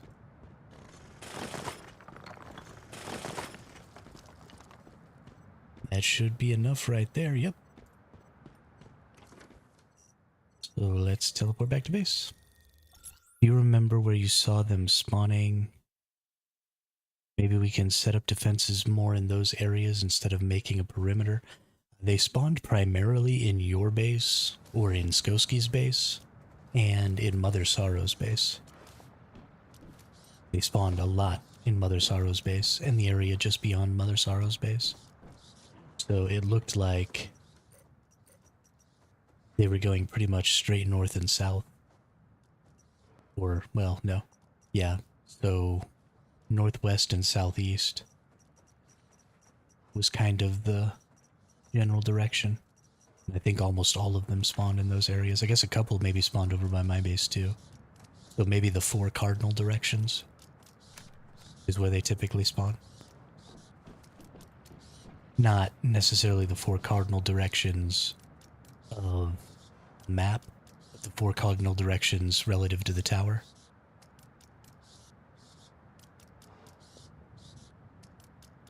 Rebuilt all the tower and added turrets to all of them. Nice.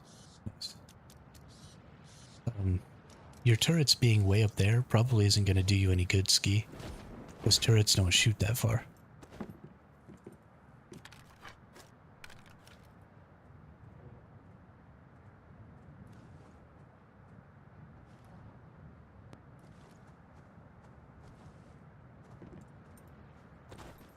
Oh, they are down there? Okay.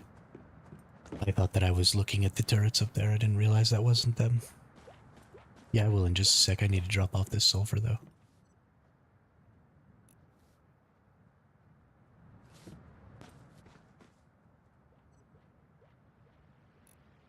It's weighing me down.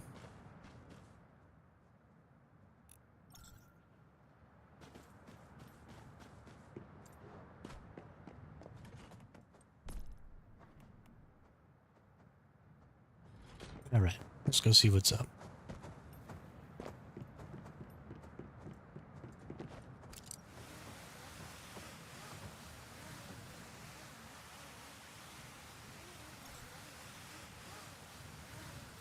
Okay. Yeah, that'll probably work.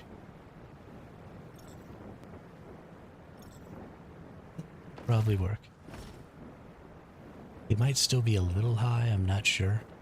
Turrets in this game are so freaking finicky.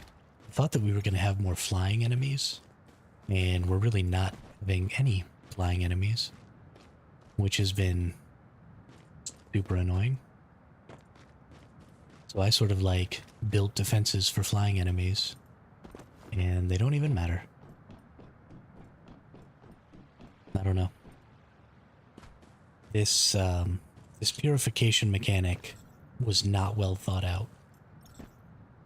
I can help set up defenses for those areas in a bit. I think I have perms to your base, but not Mother Sorrow's yet.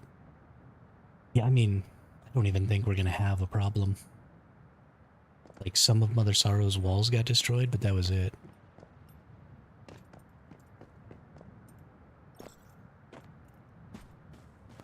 But, yeah, there's just really very little value.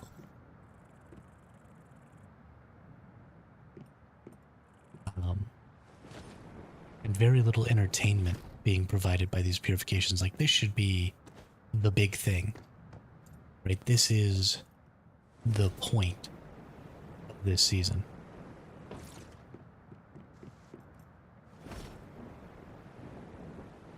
Is to do these tower purifications, right? Chaos Weavers are like the point of this season. So we should just be getting waves and waves and waves of enemies. And they should all be coming from outside and fighting their win. And the outer bases should be in real danger of being destroyed. even as well defended as my wall is. Like, this should always get torn down, and I should have to rebuild it every time. I don't know. I'm pretty disappointed with the tower mechanic for purifications. I would really like to see something better. Oops. I need pure water.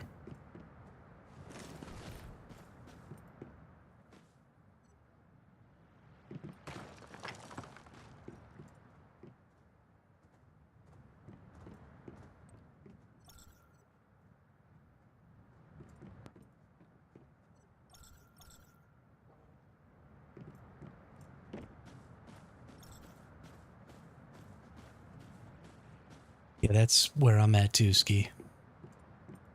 I really expected more enemies.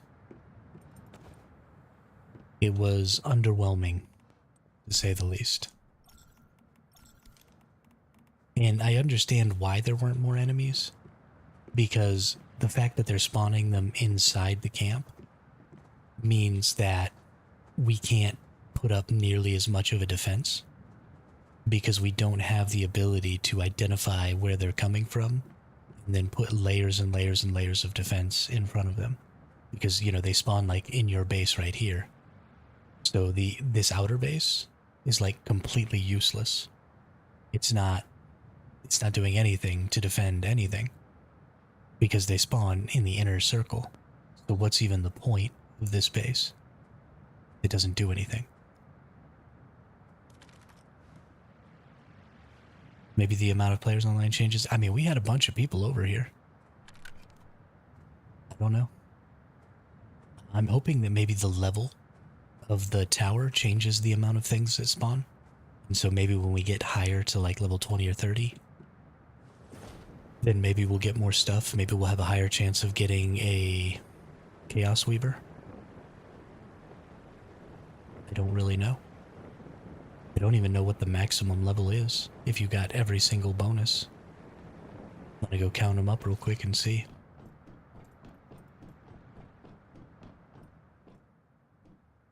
There's 9 times 4. So there's only 36 possible bonuses. There's 8 bonuses plus I count these. Although that's probably not true. It's way too easy, Bernie. Way too easy. We lost a couple of walls on one base, and that was all we lost in that whole fight. Now granted, we didn't get a Chaos Weaver, so we didn't get one of the really huge bosses that could make it way, way more difficult. Oh, you got the loot even though you weren't here? That's crazy. That's good to know. That's a really good ad.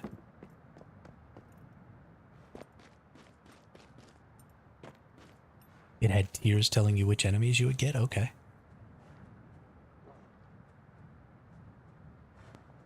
What tier were we on? And how many tiers were there? I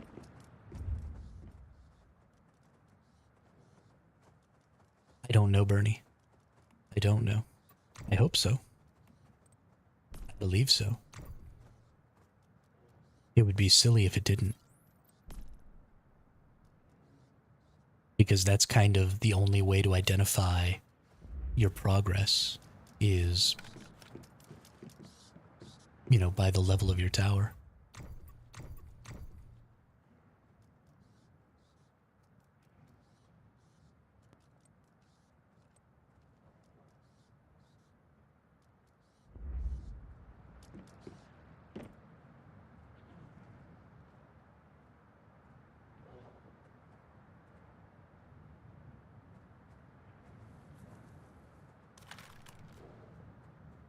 So when you press start purification, it then asks you what level you want.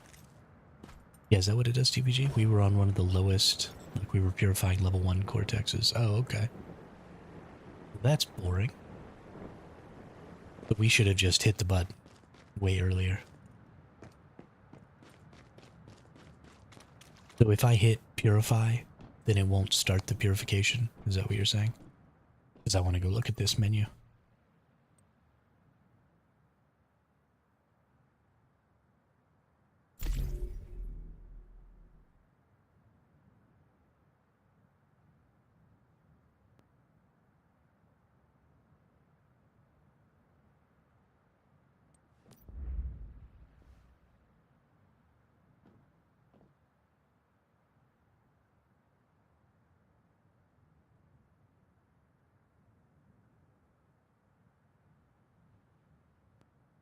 I'm afraid to hit yes over there. Or did it just give you a notification? Yeah, whatever. We'll do another purify sometime. Can't believe we're already at 100% waste. That's ridiculous.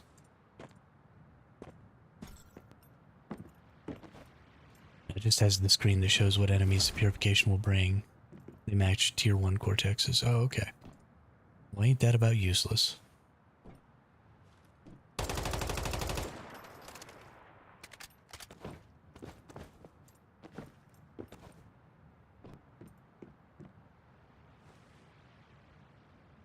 Ain't that about useless?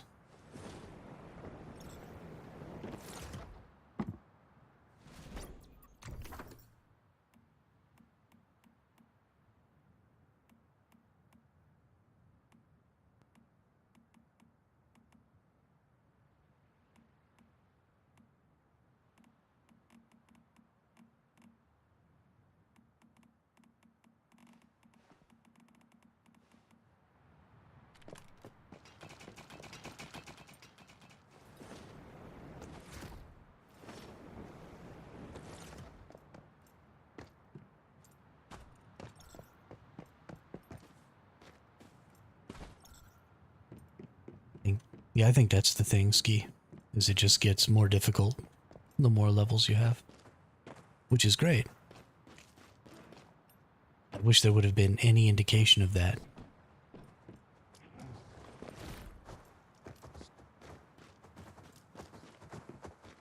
Before starting it, so we would have known.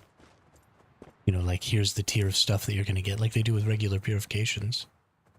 I don't understand why that's not a thing.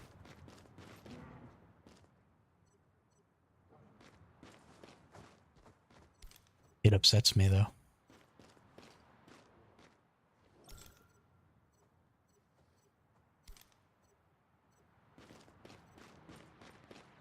I would assume we get higher level enemies with the 20 to 30 tower. Yeah, I really don't know. Guess it'll be interesting to see.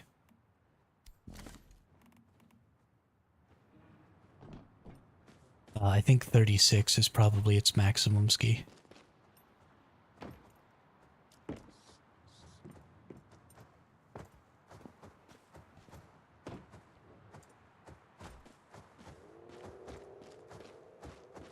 Oh, wow, you've seen a 38? Okay, cool, cool. Cool, cool.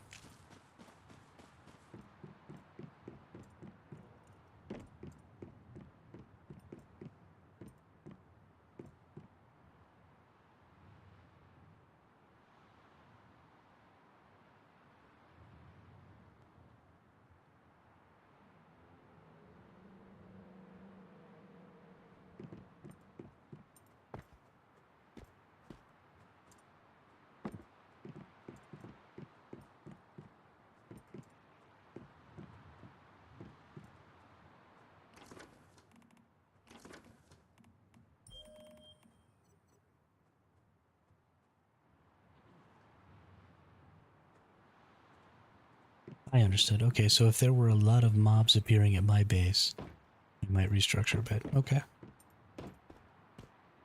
Yeah, they attacked your outer wall quite a bit.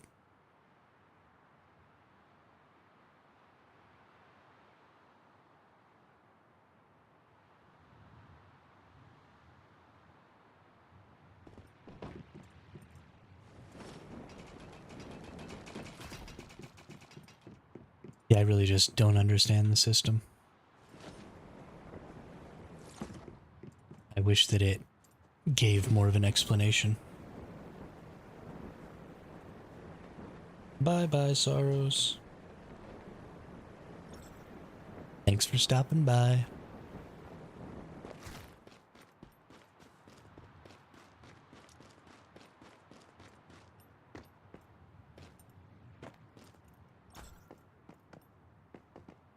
Oh, they took out a quarter of your tower? I didn't realize that. I didn't realize you lost a tower. Or part of a tower.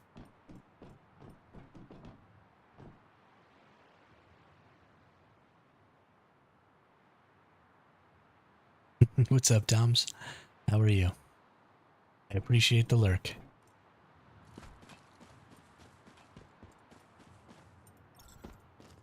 Interesting.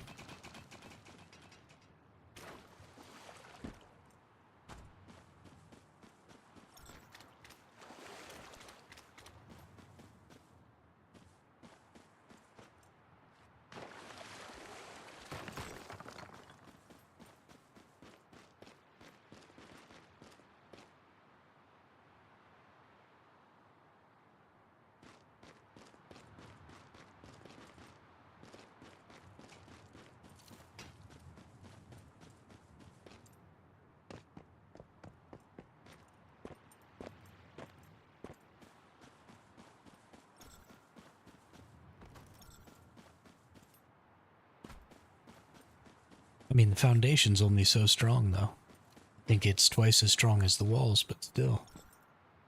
It might blow up your foundation, and then you'll lose your whole tower because it's only one foundation wide. Then what are you gonna do? You'll be up shit creek.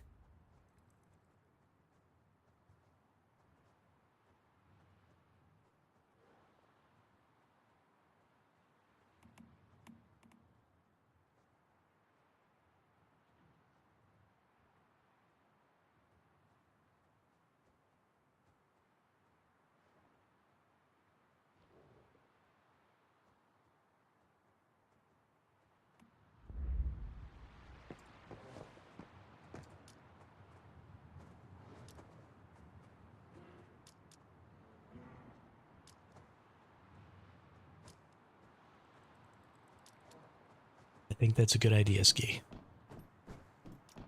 I think that's a very good idea.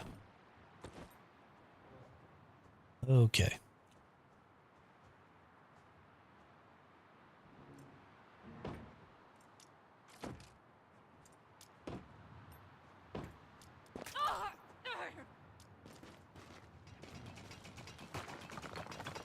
Yeah. I got you, TPG. I gotcha.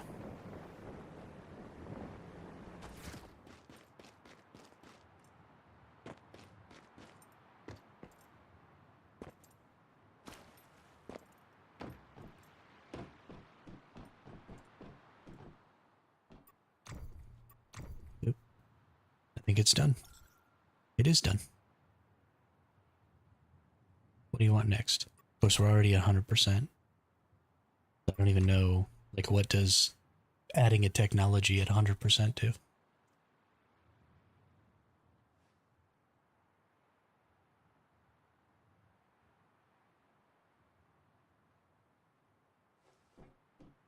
Plus 15 yields when extracting Chaosium. Thermal tower, all turrets and traps gain 50% boost in durability and 30% increase in damage. A large tungsten deposit was found beneath the thermal tower. The tungsten resources within its radiation range will be level 1 or higher. Let's do the turret one. Sure.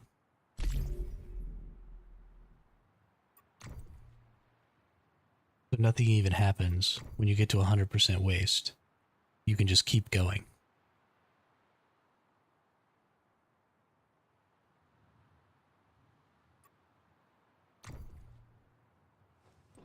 I mean, it's not even doing any damage to it.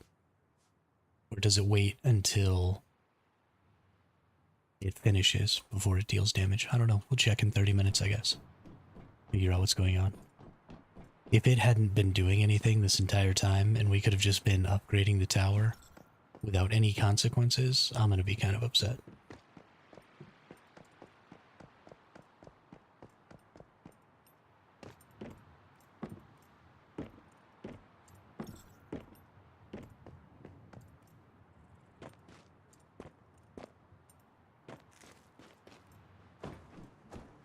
You're not eating, are you, you stupid bear? Oh, yes, you are. Okay, thank goodness. You're still stupid. And I still hate you.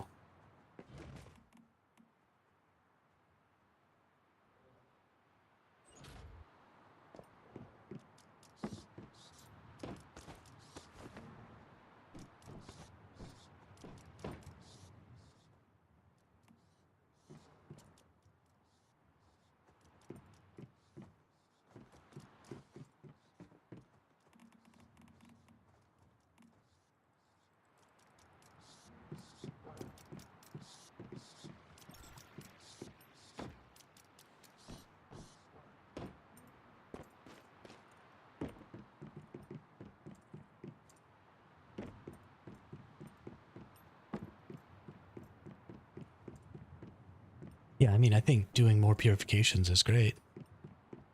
Obviously, I want to do it when some people who were maybe not at the last one are online.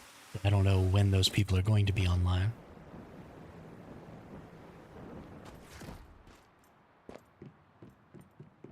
I didn't realize it was going to be so fast to get to 100% again.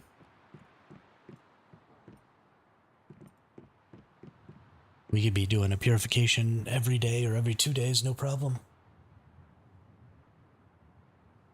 I don't know what we're going to do to trigger purifications once we get all of the research done, because we'll have to turn it on and do, you know, like some bonus heat or some bonus cold or whatever.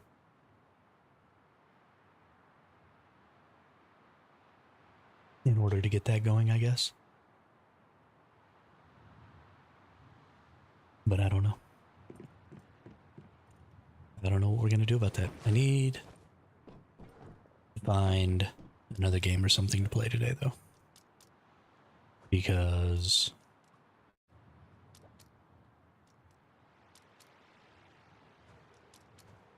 with the new phase coming out tomorrow, and with basically everything feeling like it's kind of done,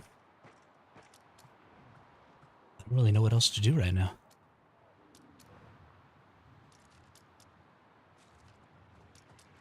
So either we just need to end the stream at 2 hours, or we need to play a different game.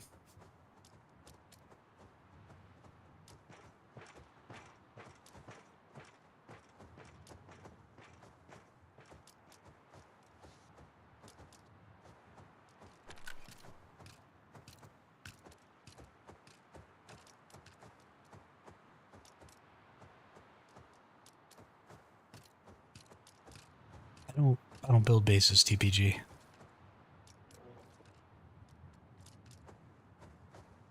I only care about the functionality of my base. If these defenses were more difficult, then I would change the build of my base. But I don't even think that I got attacked last time. Like, I don't think any of my stuff needs to be repaired except for this thing that got attacked during the purification when we did Cortex purifications.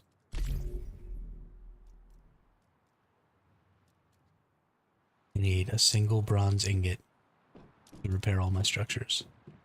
Guess I should probably make that real quick.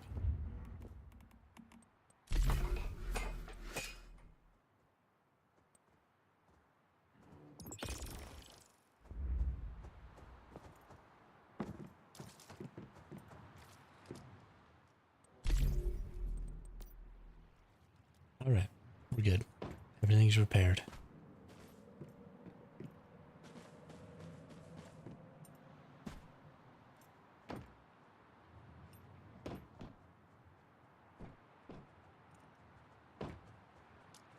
Hermit builds literal bases, and it's a mighty fine looking.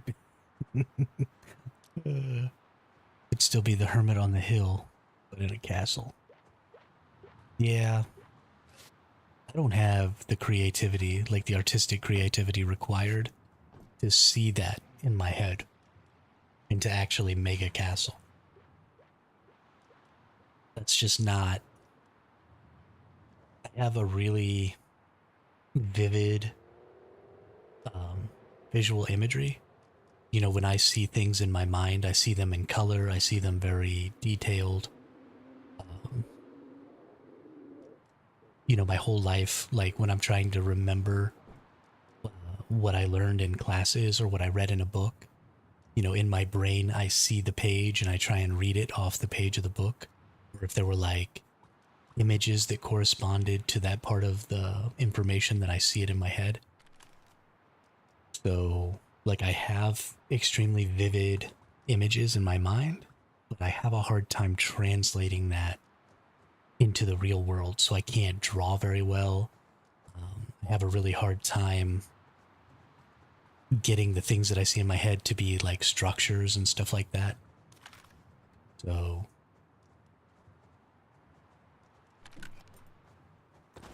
I don't know. I'm I'm not good at getting those things out of my brain and into the real world.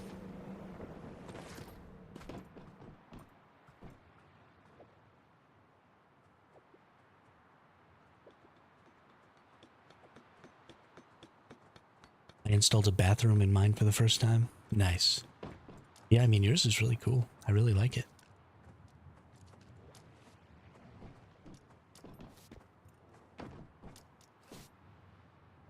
But I just really like my open floor plan. It's convenient. It's got everything that I want. It's very utilitarian. If I had a tarp, I would like string a tarp across it, protect it from the rain. And that's pretty much it.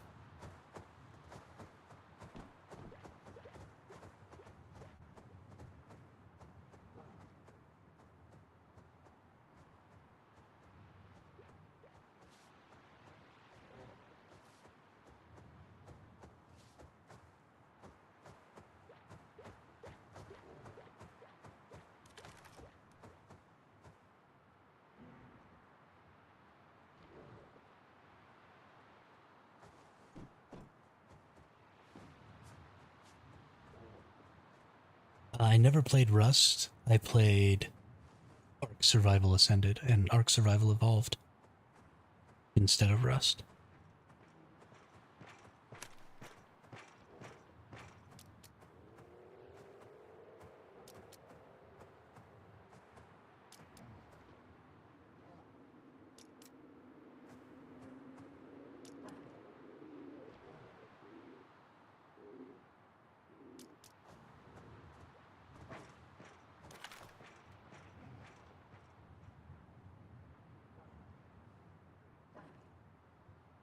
Isn't the building in this almost exactly like it is in Rust?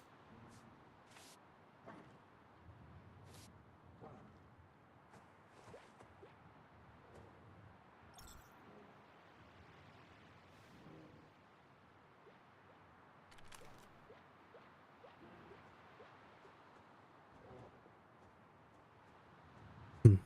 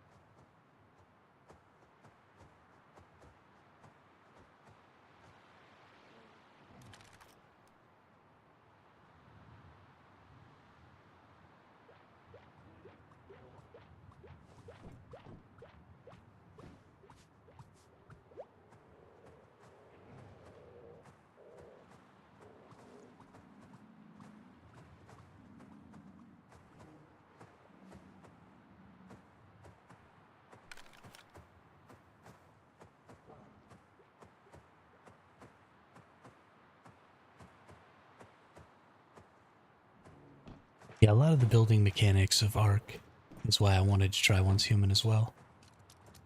I really enjoyed making bases in Ark, but again, it was because the bases had a lot of utility.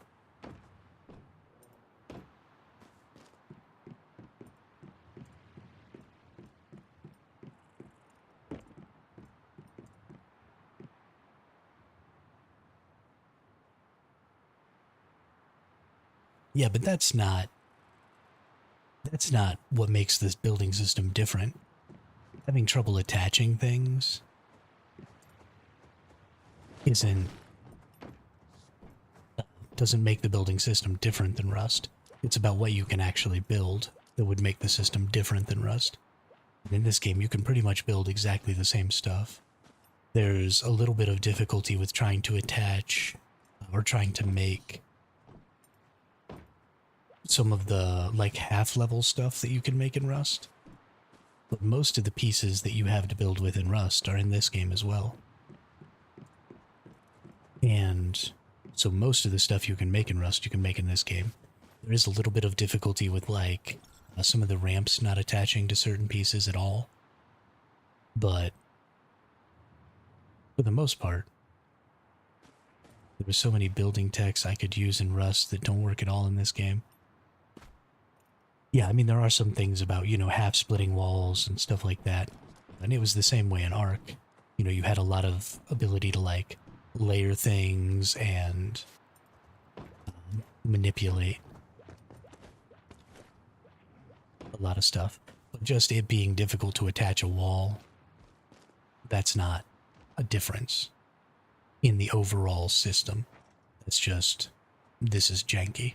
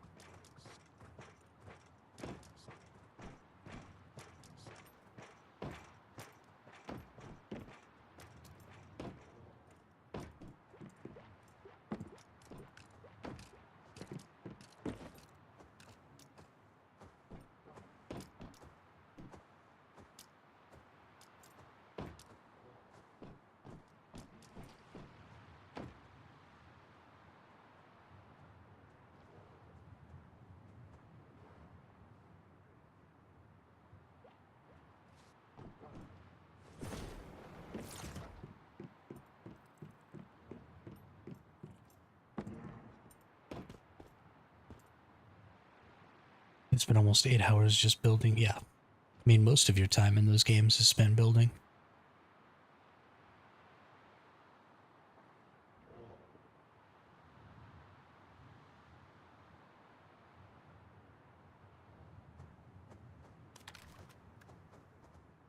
I think the thing that gets me the most, the reason I spent so much time building in Ark, was because there was something to defend against, though.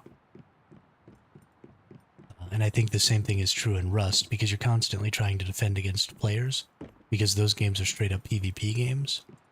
So you're always looking to manipulate the building systems in ways that help you defend from players. And because there's none of that here, I find that the building system just feels a little lackluster, because what I'm trying to do with it is pretty basic, right? The only reason I need a base is so that I can have my structures. There's nothing is going to happen to my base. And so if these things that you did where, you know, you triggered purifications for these towers, or you triggered purifications for your Starchrome or whatever, if these mechanics were more difficult and, you know, they lasted longer and, you know, they had a real threat of potentially harming your base, then you would have no choice but to, you know, make your base stronger, make it more impenetrable, layer it, make more turrets, do all of that stuff. And those things would make base building really interesting.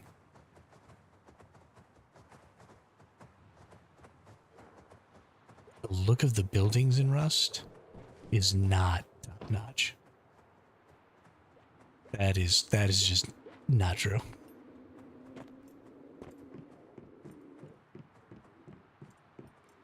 The look of buildings in Rust is so bland. What are you even talking about? Oh, in this, absolutely. Yeah, no, a lot of the prints and stuff that you can add to this, I think, are really good. For sure. Yeah, I feel like there's nothing driving you to build anything in this game. You know, and I don't have to consolidate anything. So people have built some really cool stuff, like this modular acid farm, and I think that's really cool. And, you know, building farms is really fun. And the blueprint system is great because now I can just import these things whenever I feel like it. And I think that's wonderful. And so I really like that aspect of it, but you're not limited for space really in any way. So I don't have to modular my thing, right? I can just kind of slap it down. And so that again comes from the fact that I'm not under threat here. If these were really easy to destroy, which I mean they are, But these are really easy to destroy. Nothing's ever going to attack them.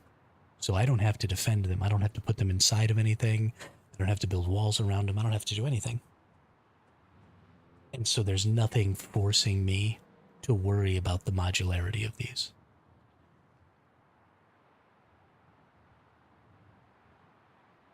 Even if I were to trigger a purification in this base, like, it just wouldn't matter.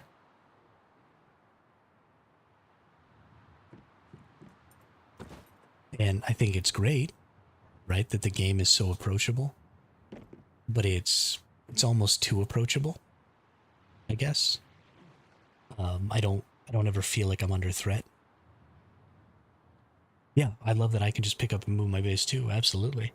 That's a huge problem in Ark. Is that, and I assume in Rust too, is that if I don't like my spot, or if I need to leave my spot, or, if I need to do anything to redo anything, then I have to completely tear everything down and start all over again. And that can be pretty obnoxious. If I get destroyed, I can't just farm up the mats and auto rebuild my base. Especially if there are mechanics that I have to use where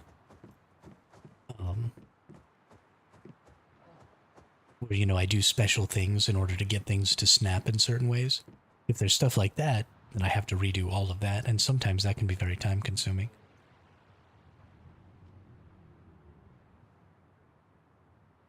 And so yeah, I definitely agree that I like being able to blueprint things and stuff a lot. And it seems like that's going to be coming to Ark 2. Which hopefully Ark 2 is going to be coming out soon. I'm probably not going to play it on its first day because I don't trust Wildcard. And so I'm probably going to wait and see what happens, but I might play some Ark 2.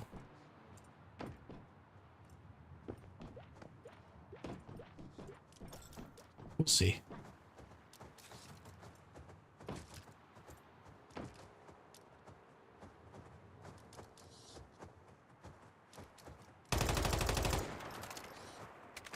Yeah, there's a new Ark coming. Hopefully at some point in the next year or so. A lot of the stuff that I saw recently said that it was coming out before the end of this year. I would not play Ark Survival Ascended TPG, which is the new one that just came out. Ark Survival Ascended is a huge cash grab by Wildcard, and they keep putting out like pay-to-win creatures. So if you don't buy the new DLCs that they're dropping for each of the maps, then you can't use the new creatures. And the new creatures are extraordinarily powerful. And it's a complete departure from everything that they had before in Ark Survival Evolved, where there was no pay to win or any of that. And I'm pretty disappointed about it.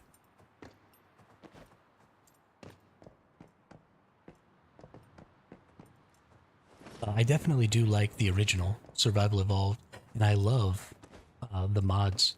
And I love the fact, so one of the things that Ark did that I thought was really cool was they would take maps that were made by the community, and then they would monetarily compensate the person who made the map, and then they would release the map as a free DLC. So in between every paid DLC for the original Ark, there was a free DLC that was dropped with a map that was made by a community member. And I thought that was insanely cool. And I mean, supporting modding, especially modding as severely as Ark did, because, people were making completely new creatures. People were making tons of stuff in the Ark mods. And so there was just a lot to enjoy in Ark outside of the official servers. And they really leaned into that. And, went and added some of that stuff to the official game. And some people who were modders even ended up getting hired by Wildcard to make their mods official. So, you know, I was very, very happy with the way that they were handling that stuff. But their publisher has really made some bad decisions and really started forcing a lot of really negative things on the ARK community.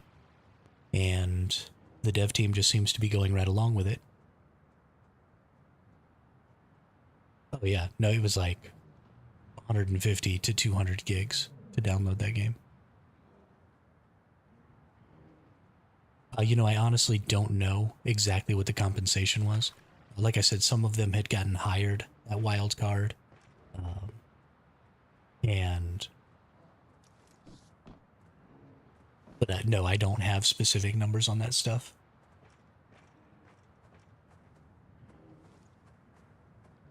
But I mean,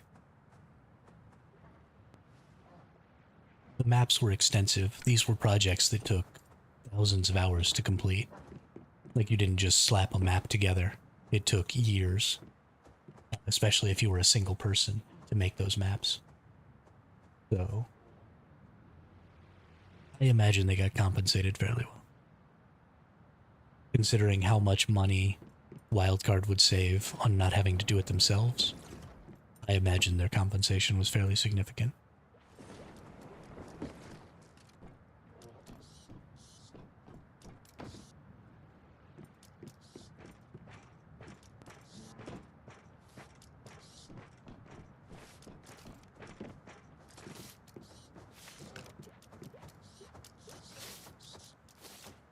I think Once Human is trying something similar. I'm just not confident on the delivery yet. They're trying something with mods, DBG? I didn't think there was any way to mod Once Human. If you could have scenarios that were built by community members to go and play, like, that would be absolutely insane.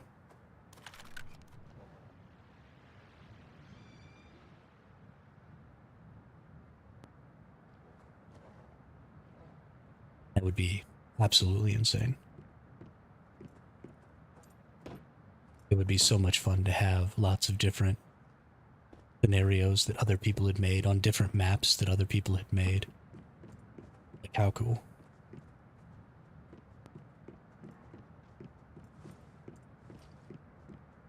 How cool would that be?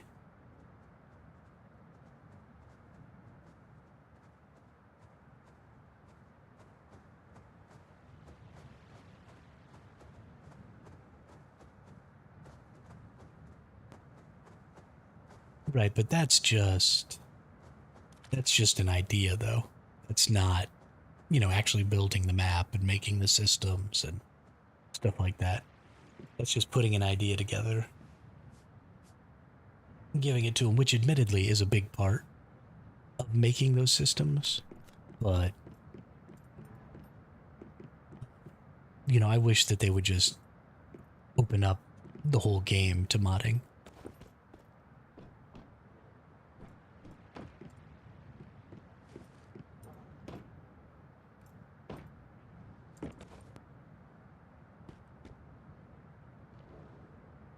But we'll see. Maybe it'll change. I don't know.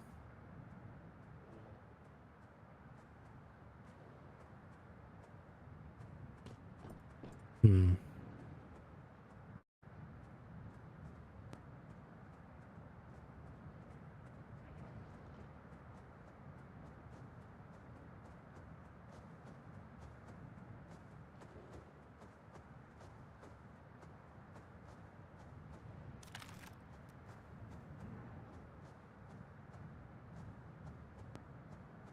That's a good question. Should be just a couple more minutes. It may actually be done. I'm not 100% sure.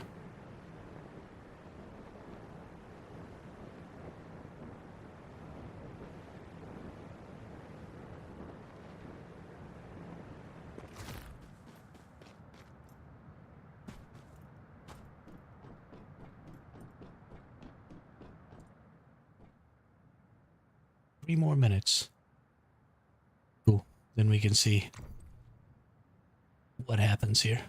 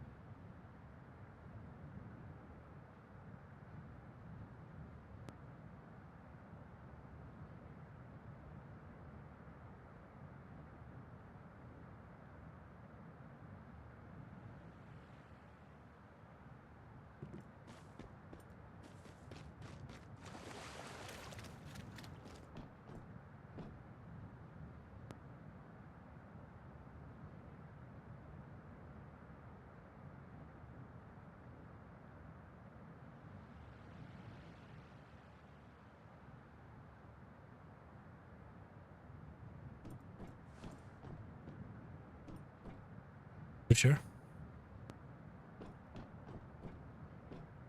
Especially if there's no negative to going past 100% waste. Like, we should already be level 30 by now. We spent days not leveling anything up.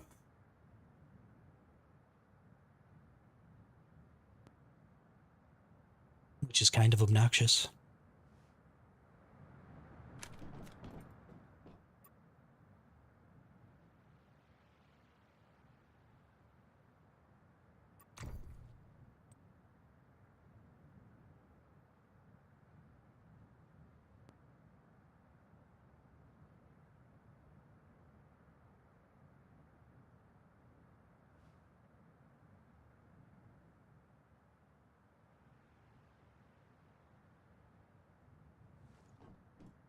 Yeah, I mean, I agree with you. I don't think you should have chanced it, but... Or I don't think we should have chanced it, but, I mean, there just needs to be something explaining this stuff to you. Like, why is there no information? This obviously seems like a limiter. Right? You get to 100% chaos waste. This seems like something that should be stopping you from growing.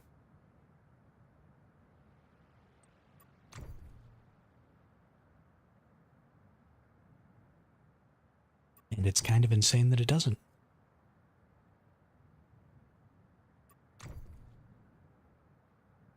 Or it should be auto-triggering, or... I don't know.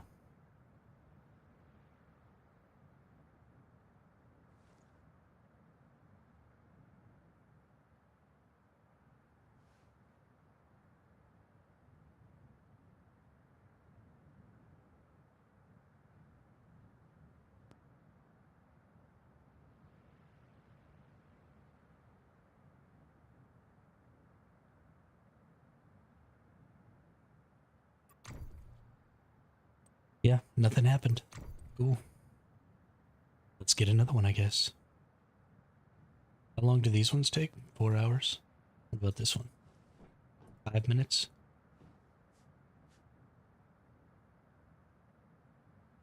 Random crops will grow within its range? Feel like we should get that one. What does this need? Stupid feeds.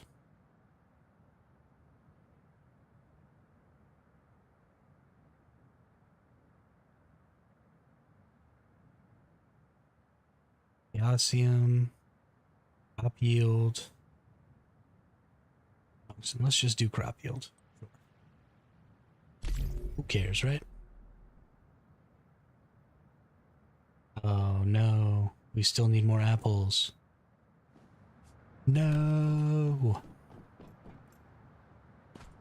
Why do we need more apples? I hate everything about apples. Apples are so stupid.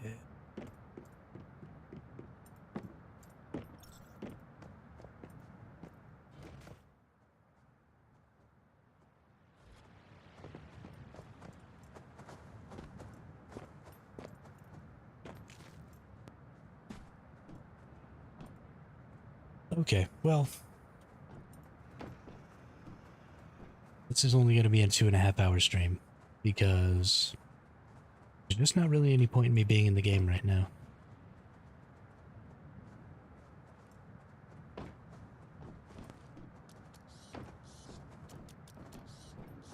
And there is a lot of point in me not being in the game because there's a lot of stuff that I need to be working on to just generally improve the channel. And it's taking me a really long time to work on those things because they're all new. So I'm having to learn a lot of stuff. So I think we're just going to spend the rest of the day doing that. Tomorrow we have a new phase. So we've got promo dungeons to be farming, and we've got hopefully more purifications to be doing, and stuff like that. So we're definitely going to do that. Yeah, thanks everybody for coming out. Thanks for being in the chat today. Sorry we're having such a short stream, but there's just only so many things to be doing. And yeah, so we're going to wait until tomorrow when we can do them. So I will be back at the regular time tomorrow. I hope everybody has a good day, and I will see you then.